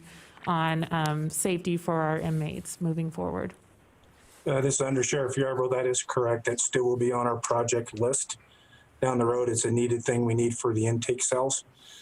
But for now, with that, we wanted to move the funds because we have a $1.5 million grant. I think that will assist the inmates because we want to move the cashier and visiting up front and limit the access in the back. So it benefits the inmates and the safety and security of the public and the employees of the sheriff's office. That's why I had asked to have that money moved over to get the architectural plans done and for us to stay within that $1.5 million grant budget. Thank you, Mr. Undersheriff, and so that's all I wanted to get on the record. I'm happy to make a motion on this item. All right, I have a motion from Commissioner Hill. Do I have a second? Second. I have a second from Commissioner Herman. I do have public comment on this item, so I'm going to open public comment. Madam Clerk, will you please call public comment? We have Anne Marie Grant via Zoom. All right, Ms. Grant.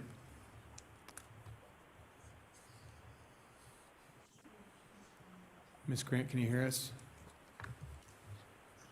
Anne-Marie Grant, sister of Thomas Purdy, hogtied by Reno police, and asphyxiated to death by Washoe County deputies Paul Hubble, Timothy Sanger, Brendan Glynn, under the direction of Sergeant Wayne Westerland. I just want to let one of the commissioners know I appreciate her diligence with the spending of the money, especially when it's going to the sheriff's office and being diverged from a plan that would have specifically addressed inmate safety. I think that money also, I know you had a discussion months ago about the bunk beds and the unsafe situation that creates where inmates can actually hang themselves from them.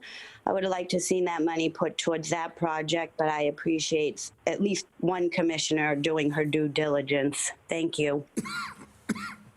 Thank you, Ms. Grant. All There's right. nobody else signed in. Well, I'll close public comment, bring it back to the board. We have a motion from Commissioner Hill, second from Commissioner Herman. Call for the vote. All those in favor signify by saying aye. Aye. Aye. All those opposed, motion carries unanimously. Please affirm your votes on the screen And we are on to, so in the essence of time, Mr. Manager, we are now to the last 5 items, business items of our day. We do have individuals here in the chambers in regards to one of our public hearings. I'd like to jump and take the remainder of our agenda a little bit out of order for right now. So I'm going to move on to item 25. This is a public hearing for in regards to a special use permit. So I'm going to open the public hearing, and Mr. Manager, can you take us into, or actually, I'm sorry, Madam Clerk, this is an introduction and first reading. Right. Can you please take us into this? Yes, this will be Bill number 1851. An ordinance pursuant to Nevada Revised Statutes 278.0201 through 278.0207, adopting a development agreement between Washoe County and Rhyolite Incorporated to clarify the accurate boundary of the Rhyolite Aggregate Facility and Special Use Permit SP 34-76W to include APNs 016-73061, 016-73062, and 016-73006, based on considerations including without limitation, history of use, and procedural history for the pit operations and other matters necessarily connected therewith and pertaining thereto. The term of the agreement is the shorter of either A, the date Rhyolite completes the reclamation of the aggregate in accordance with the reclamation plan, or B, December 31st, 2050. The project is located southeast of the Western Skies Drive at 9208 Western Skies Drive in Reno, Nevada. The project encompasses a total of 3 parcels that total approximately 197.13 acres. The parcels are located within the Southeast Truckee Meadows area plan. The property is located within the South Truckee Meadows, Washoe Valley Citizen Advisory Board boundaries and within Washoe County Commission District Number 2. All right, thank you, Madam Clerk. Commission, is there any discussion or comments or questions in regards to this special use? Commissioner Hill. I just had a comment to make. I asked the county manager, Mr. Brown, to look into whether we'd had any Washoe 311 calls about this use, and we have not, after doing some research to see if there's any negative effects to the neighborhood. So I just would like to put that on the record. Thank you, Commissioner Hill. I do appreciate that. Any other commissioners have any discussions? Commissioner Hartung. Mr. Chair, and so this is not in my district, but I am familiar with some of the aggregate pits, having one in Spanish Springs. Used to have 2.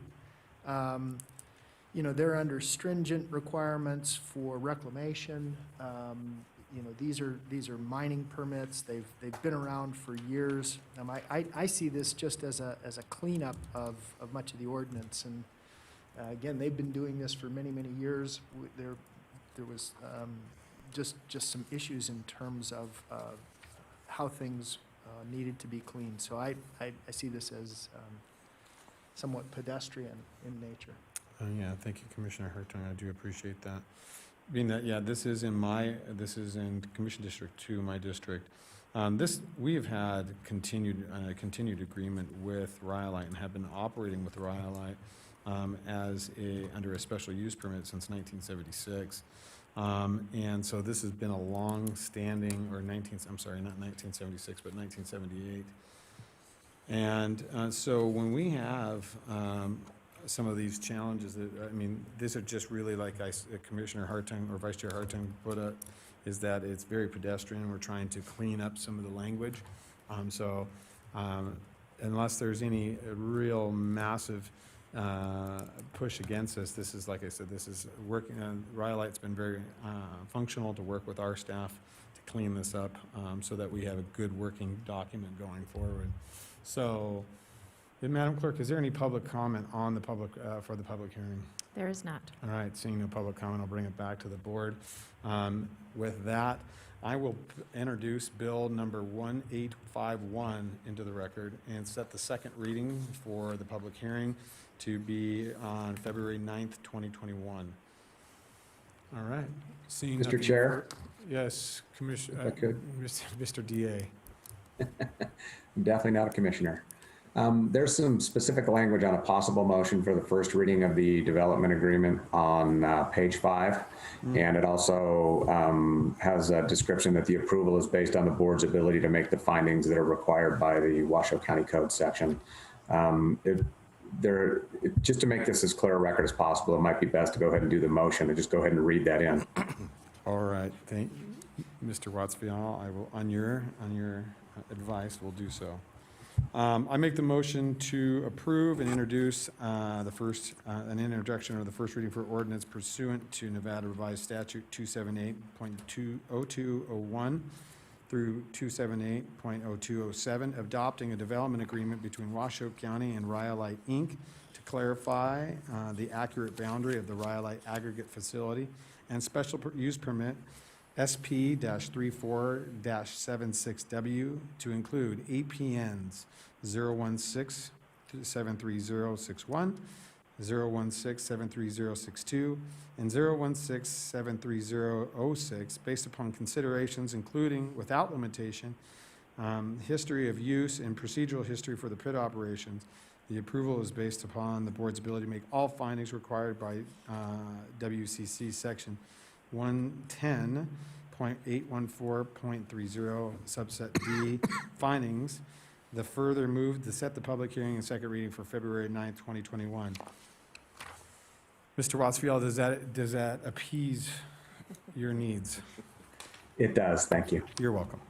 All right, so that bill is introduced. We will close item 25 and everything. We will see those individuals back here on February 9th. We are going to jump back onto item 21. Item 21 is a recommendation for discussion and possible action in regards to the appointment and/or reappointment of commissioners to boards and commissions. Alteration of terms of service on boards and commissions where legally permissible, and such other actions as the Board of Commissioners may desire to take in regards to this administrative matters. All right, thank you, Mr. Manager.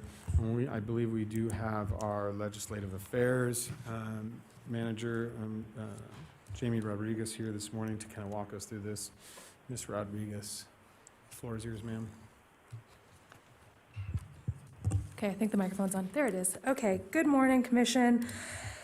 So you do have a report in the agenda of the appointments that exist. The way we've done it the last couple of years, I think, is helpful.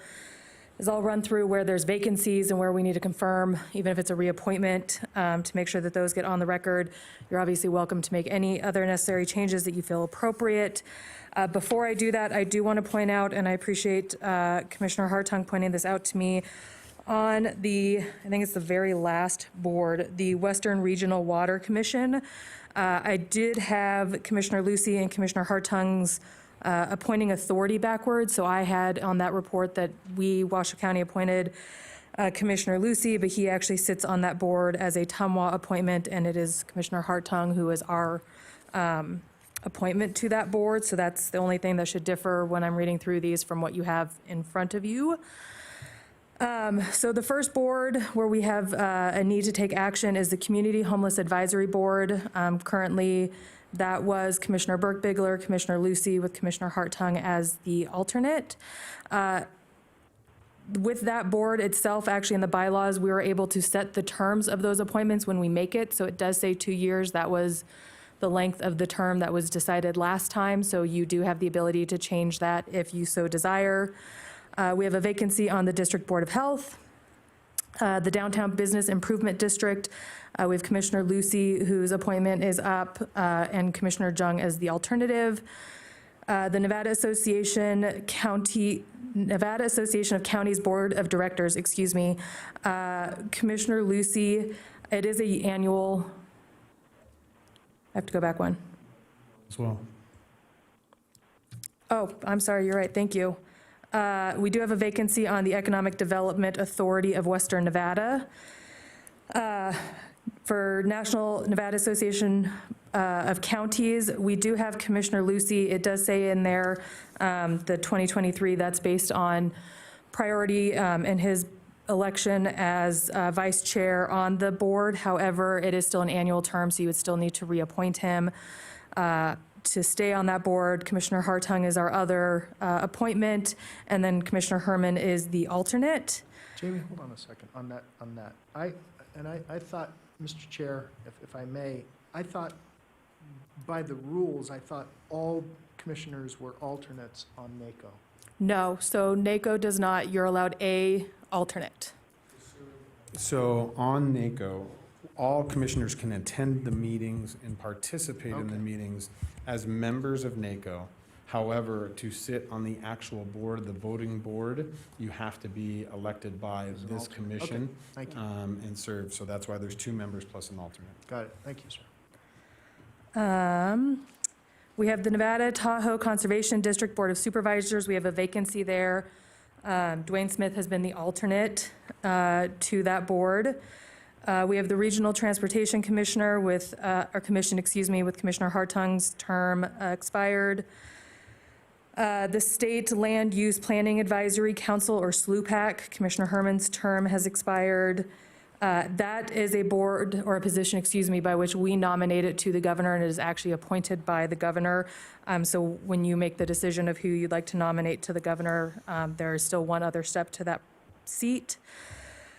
We have his vacancy on the Tahoe Prosperity Center Board of Directors. We have a vacancy with the Tahoe Regional Planning Agency Governing Board. However, we do have Commissioner Lucy as the alternate. We have the Tahoe Transportation Board of Directors, again with vacancy with Commissioner Lucy as the alternate. The Tahoe Transportation Commission with a vacancy and Commissioner Lucy as the alternate. For the Truckee Meadows Regional Planning Agency, we have a vacancy. It does show Herman and Hartung with their terms expiring this year. They are 3-year terms, but those are automatic seats based on the NRS creating that agency, that it's those 2 commission districts, so there's no action needed to reappoint them.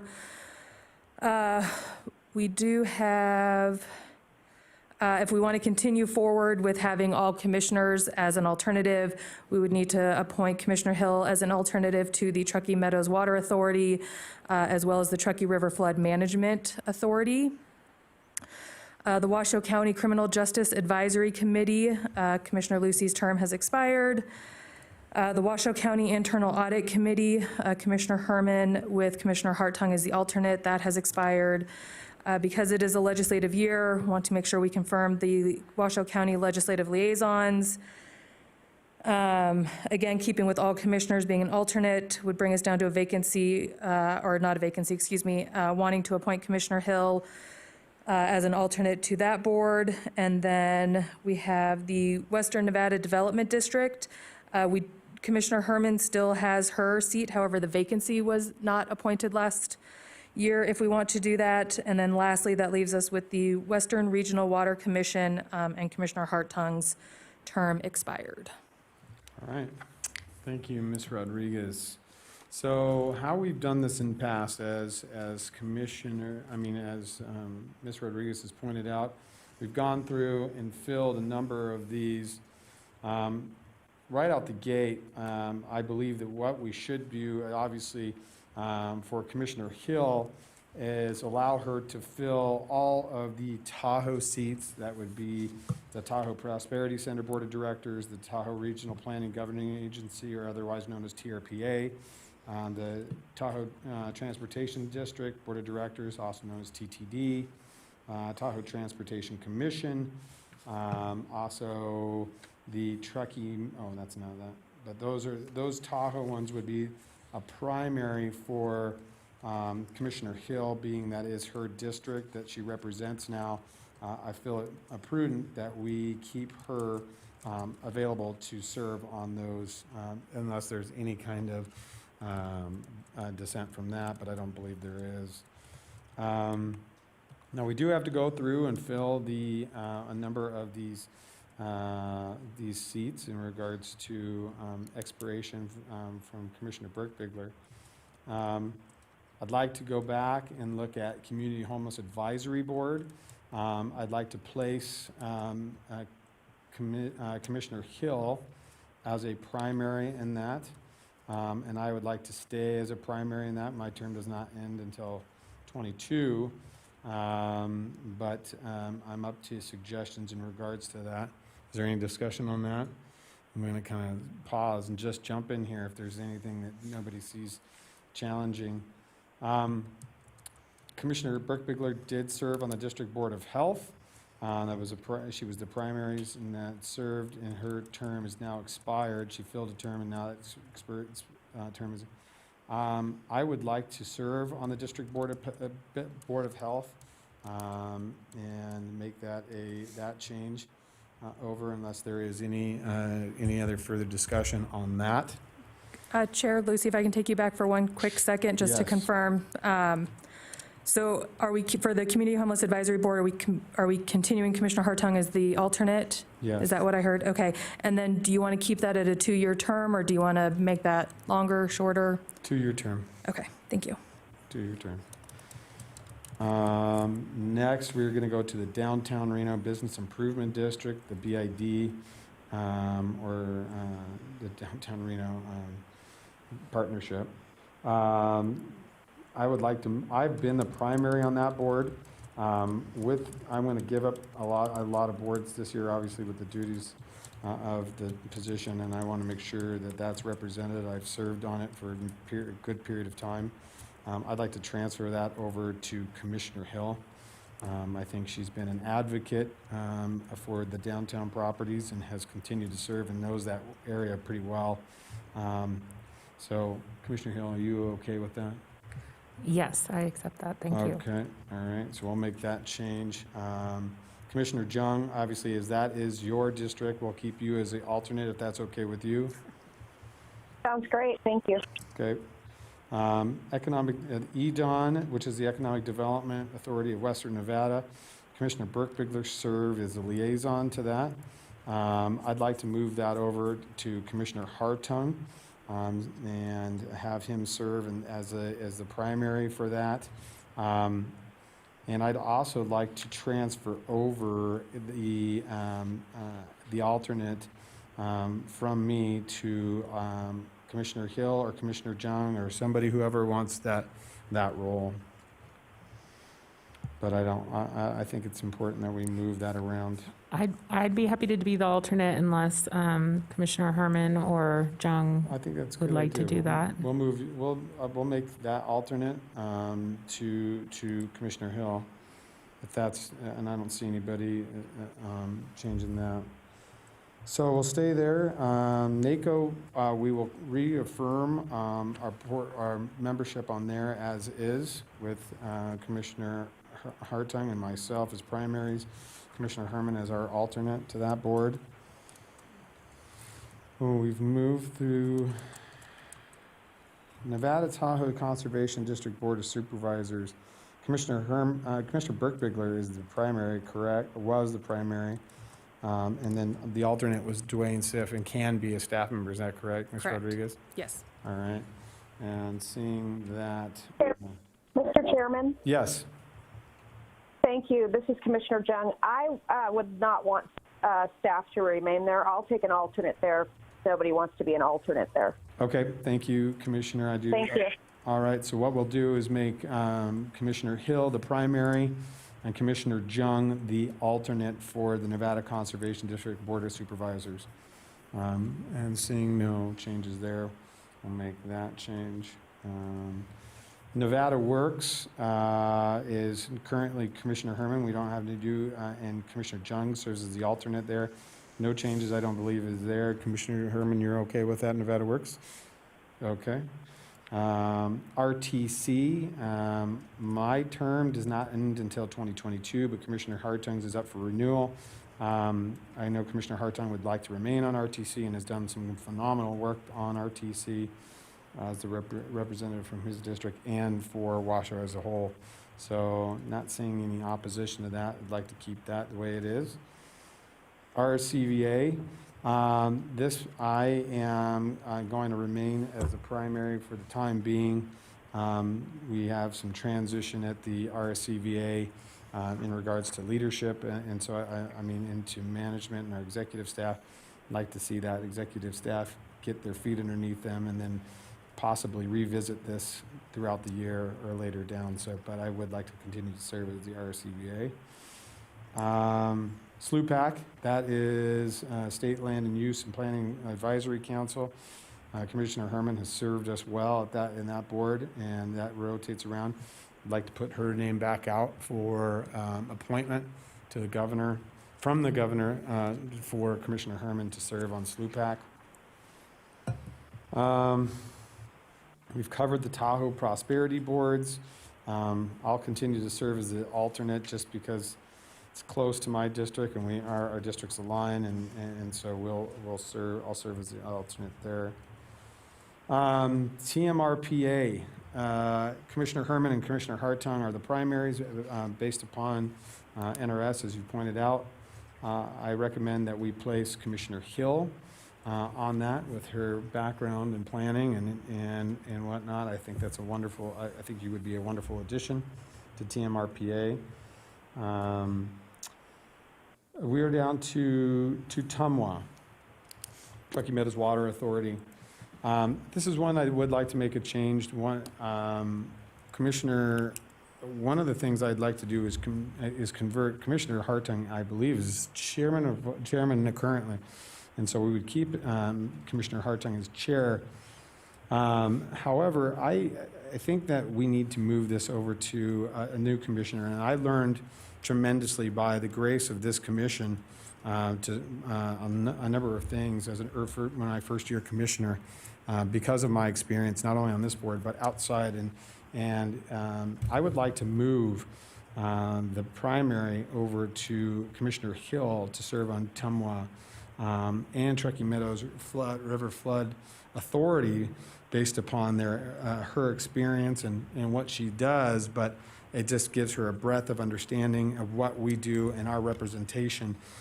She's shown thus far her dedication and commitment to this commission, and I think it's a great opportunity for her to learn those two boards specifically. But I'm up to any discussions on that. But I would make I'd like to make the recommendation we move make the primaries Commissioner Hartung and Commissioner Hill on both Truckee Meadows Water Authority and Truckee River Flood Management Authority. All right, and I will go back, and then CJAC, which is the Washoe County's Criminal Justice Advisory Committee. I would like to remain on that as the primary. We haven't met much, but hopefully we'll start meeting again here in 2021. Debt management is Commissioner Herman.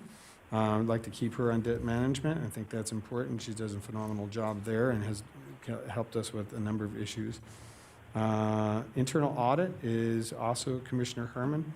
I think she's done a great job making sure, working with staff, keeping that pointed in the right direction, and Commissioner Hartung is the alternate there. Mr. Chair, can we give the alternate spot to Commissioner Hill?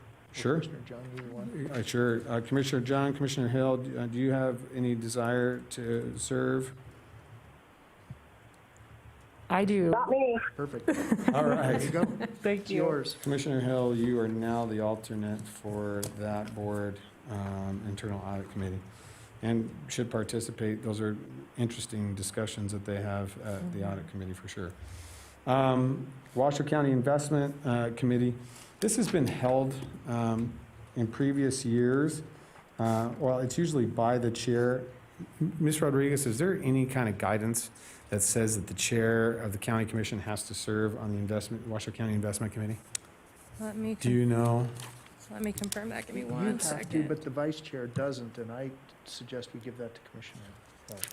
Well, I'm trying to relinquish stuff off of my plate and give it to other people. Commissioner, according to the notes here for the requirements of the board, of that committee, there is no requirement of who serves. Okay. So it can be any of you. commissioner can serve on that board as a Washington County Investment Committee. I would like to come off of that, and so upon the recommendation of Commissioner Hartung, Commissioner Hill, do you have any opposition to serving on that board? I'd love to serve on it, and I don't know if Commissioner Herman or... Commissioner Herman, do you want to serve on that? Would you like to serve on that board?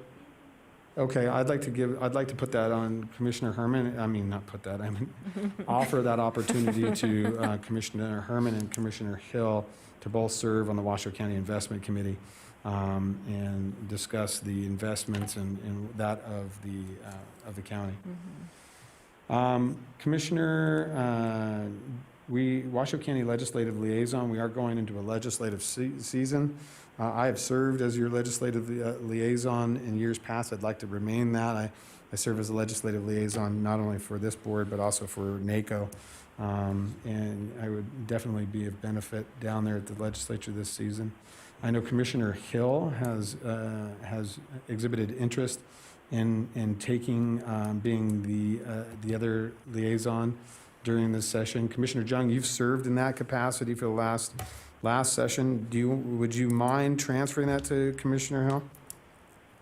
Absolutely think it's a great idea. She's a new voice.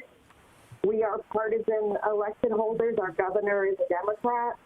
I know it doesn't matter to us, but we do it local. But up there, it's a whole different game. And I think having you and Commissioner Hill is a perfect team because our legislative affairs manager can then strategize and use you where you are best needed to be effective based on who the audience is. So I think that is a great idea and gives more tools in the toolbox for the county manager, frankly.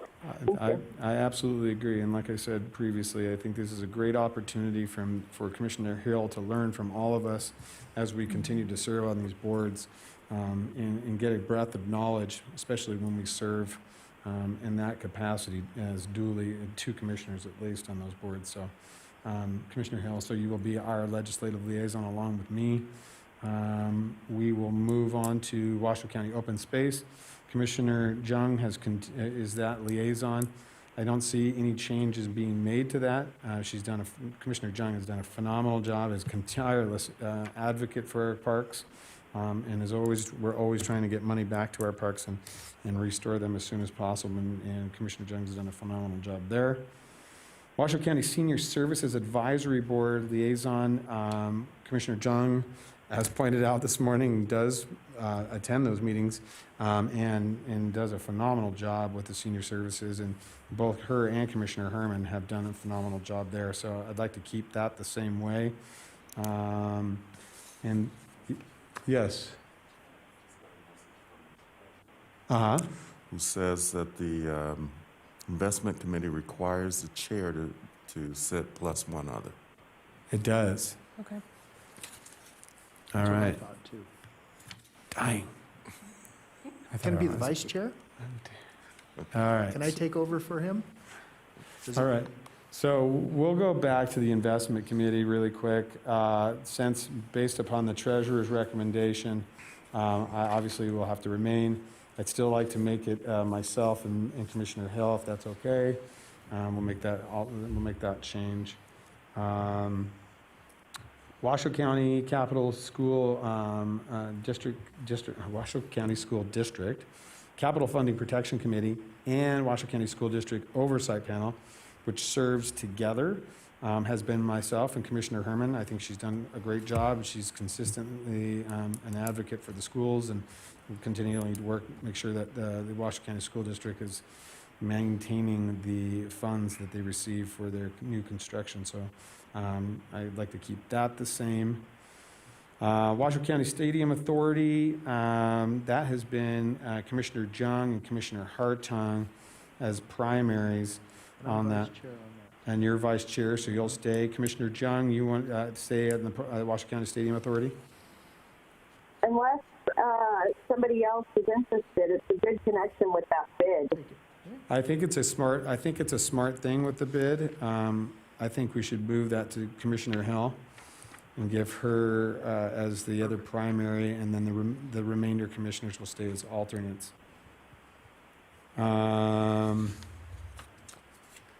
Washoe County Story Conservation District is Commissioner Herman. We've had an alternate of Jim Schaefer. Jim used to work for Washoe Jim used to work for Washoe County, Mr. Chairman. He actually worked over he was like an entomologist or entomology, had to do with, bugs and et cetera, but he's now retired. Okay, so we'll keep that as the same as long as Mr. Schaefer, if we got confirmation, Mr. Schaefer would still like to serve on that conservation district? I have not, but we can work on that, and if need be, we can come back to the Please board for a do. different alternate. Please do, and if we can't, he no longer likes to serve, we'll keep it as is, but we'll bring it back if we need to appoint a different alternate to that board as well. Okay. Western Nevada Development District has been Commissioner Herman. She's done a great job on that with her interactions with the rurals. I'd like to keep that the same. And then Western Region Water Commission would shift from Commissioner Herman to Commissioner Hill. Well, that's But that's based upon Tumwa's appointment. Yes, sir. So really, that stays blank until that appointment is made by Tumwa. Commissioners, Mrs. Rodriguez, I kind of gone through this as quickly as possible with some clarifications and some adjustments there. Is there any dissension to the recommendation that I've made So- to the board on those adjustments? I think there's just two that I want to confirm. That means we're still having a vacancy in the Western Nevada Development District for the alternate. For the development, for WWND? Yes, we're able to appoint an alternate, and we have not. So there's a vacancy with the alternate. We don't have to appoint an alternate, but I know this board has expressed in the past not wanting to. I'll serve as the alternate. Okay. And then just confirming that we are reappointing Commissioner Hartung to the Western Regional Water Commission as our appointment. Yes. Right, Okay. and so for the, for clarification, if you look on the website, you'll see that I was actually the appointment. Mr. Chair, you are Tumwa's appointment through STIMGID. Correct. Correct. Which is essentially went away during the merger when Department of Water Resources, DWR, merged with Tumwa. STIMGID was part of that merger. Correct. But there is I'm going to use it's kind of a pejorative term, but it's not meant that way. It's a vestigial position of STIMGID, but you'd still those are still your constituents, Mr. Chair. True. Yeah, so I think that's good for the clarification. I do appreciate that. So, Ms. Rodriguez, are you clear with all the adjustments we've made? Yes, thank you, Chair. I am. I will defer really quickly to the clerk, because in the past, we've kind of reread through them for the motion, so just want to see if we're good on your guys' side as well with the changes. Perfect. Okay, so you've got it all captured, got me assigned there. All right. With that, based upon my recommendation, I will make the motion to make the changes and appoint the commissioners to the boards as I have listed previously. This time, looking for a second. Second. I have a second from Commissioner Hill. I have a motion and a second. Is there any public comment on this item, Madam Clerk? There is nobody signed in. Seeing no public comment, I'll bring it back to the board. All those in favor signify by saying aye. Aye. Aye. Yeah, yes. All those opposed? Motion carries unanimously with all commissioners voting. Please affirm your votes. All right. Thank you, Ms. Rodriguez. We do appreciate you coming and helping us out with that. All right, so we're into our final public hearings of the day. We do have staff on the line if any questions need to be. So we'll go to our public hearings. Mr. Manager, can you take us to item 22? 23? 23, yes, because we have pulled item 22, correct, from the agenda? 22 has been pulled, that's correct. Okay, and that was based from the appellant. They asked for a continuance, so that will be coming back. So item 22 has been pulled for today, and we'll come back at a later date. Item 23, Mr. Manager. Item 23 is a public hearing, second reading and adoption of an ordinance amending the Washoe County Code at Chapter 110, which is the Development Code, Article 434, Regional Development Standards within cooperative planning areas and all of Washoe County by removing all sections within the article. Mr. Watts-Fial, is that sufficient? I'm going to ask Madam Clerk, can I get an ordinance number and a final reading of that? Yes. This will be ordinance number 1660. An ordinance amending the Washoe County Code at Chapter 110, Development Code, Article 434, Regional Development Standards within cooperative planning areas in all of Washoe County by removing all sections within the article, including 434.00 Introduction, 434.05 Purpose, 434.10 Applicability, 434.15 Definitions, 434.20 Density, 434.25 Lot Adjacency, 434.30 Ridge Lines, and 434.35 Earthquake Fault Areas, and remove Article 822 provisions for amendments to local master plans and zone changes in areas subject to cooperative planning under the Regional Plan Settlement Agreement, and remove all sections within the article, including 822.00 Introduction, 822.05 Purpose, 822.10 Applicability, 822.15 Definitions, 822.20 Master Plan Policies and Goals, and Zoning Amendments Criteria, 822.25 Findings for Regional Form and Pattern including Open Space, 822.30 Findings for Housing, 822.35 Findings for Concurrency, Timing, and Phasing of Infrastructure, 822.40 Findings for Public Service Levels and Fiscal Effects, and 822.45 Findings for Open Space, Resource Constraints, and Cooperative Planning Considerations not elsewhere addressed, and other matters necessarily connected therewith and pertaining thereto. It was Bill number 1849. All right, that was Bill 1849, now going to be ordinance item 1660. Madam Clerk, is there any public comment on this item? There's nobody signed in. All right, seeing no public comment, I'll bring it back forward. Commissioner Hartung and Vice Chair Hartung. That's okay. I move to adopt ordinance number 1660 as outlined in the second reading by the clerk. All right, I have a motion by the Vice Chair. Do I have a second?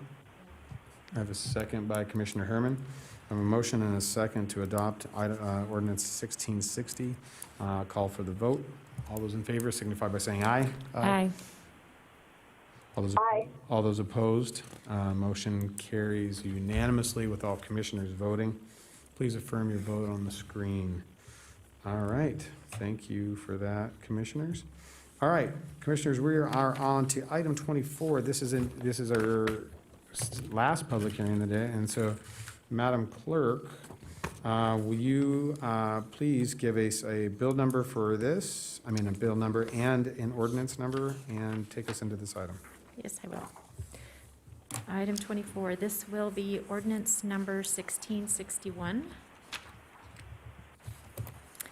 An ordinance amending the Washoe County Code, Chapter 110, Development Code, Article 412, Landscaping, to A, clarify where the standards of Article 412 apply, B, clarify the process for review of extenuating circumstances for modification of standards, C, clarify the requirements for landscaping plans, D, require water conservation measures, E, require preservation of significant trees, F, provide for greater flexibility in design of civic and commercial required landscaping, G, clarify that durable materials are required for screening fences, H, update standards for numbers of required trees, shrubs, and ground cover, I, provide standards for revegetation of disturbed areas, J, update standards for financial assurances and other matters necessarily connected therewith and pertaining thereto. It was Bill number 1850. All right, previously Bill 1850. This is going to be ordinance number 1661.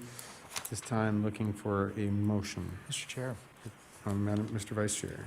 So before I make the motion, I want to say that thank you so much to staff. This is long overdue. This is something I've been pushing for 8 years, essentially, even before I was elected as a commissioner.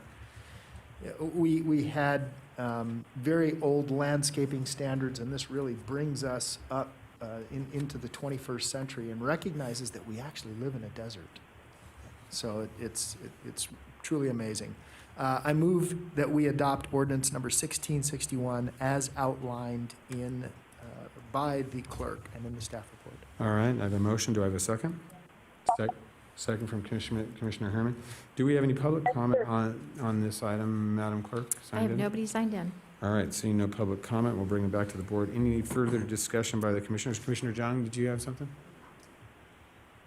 I have a joke, but it won't be based on. Thank you. Okay. All right, I have a motion and a second. Call for the vote.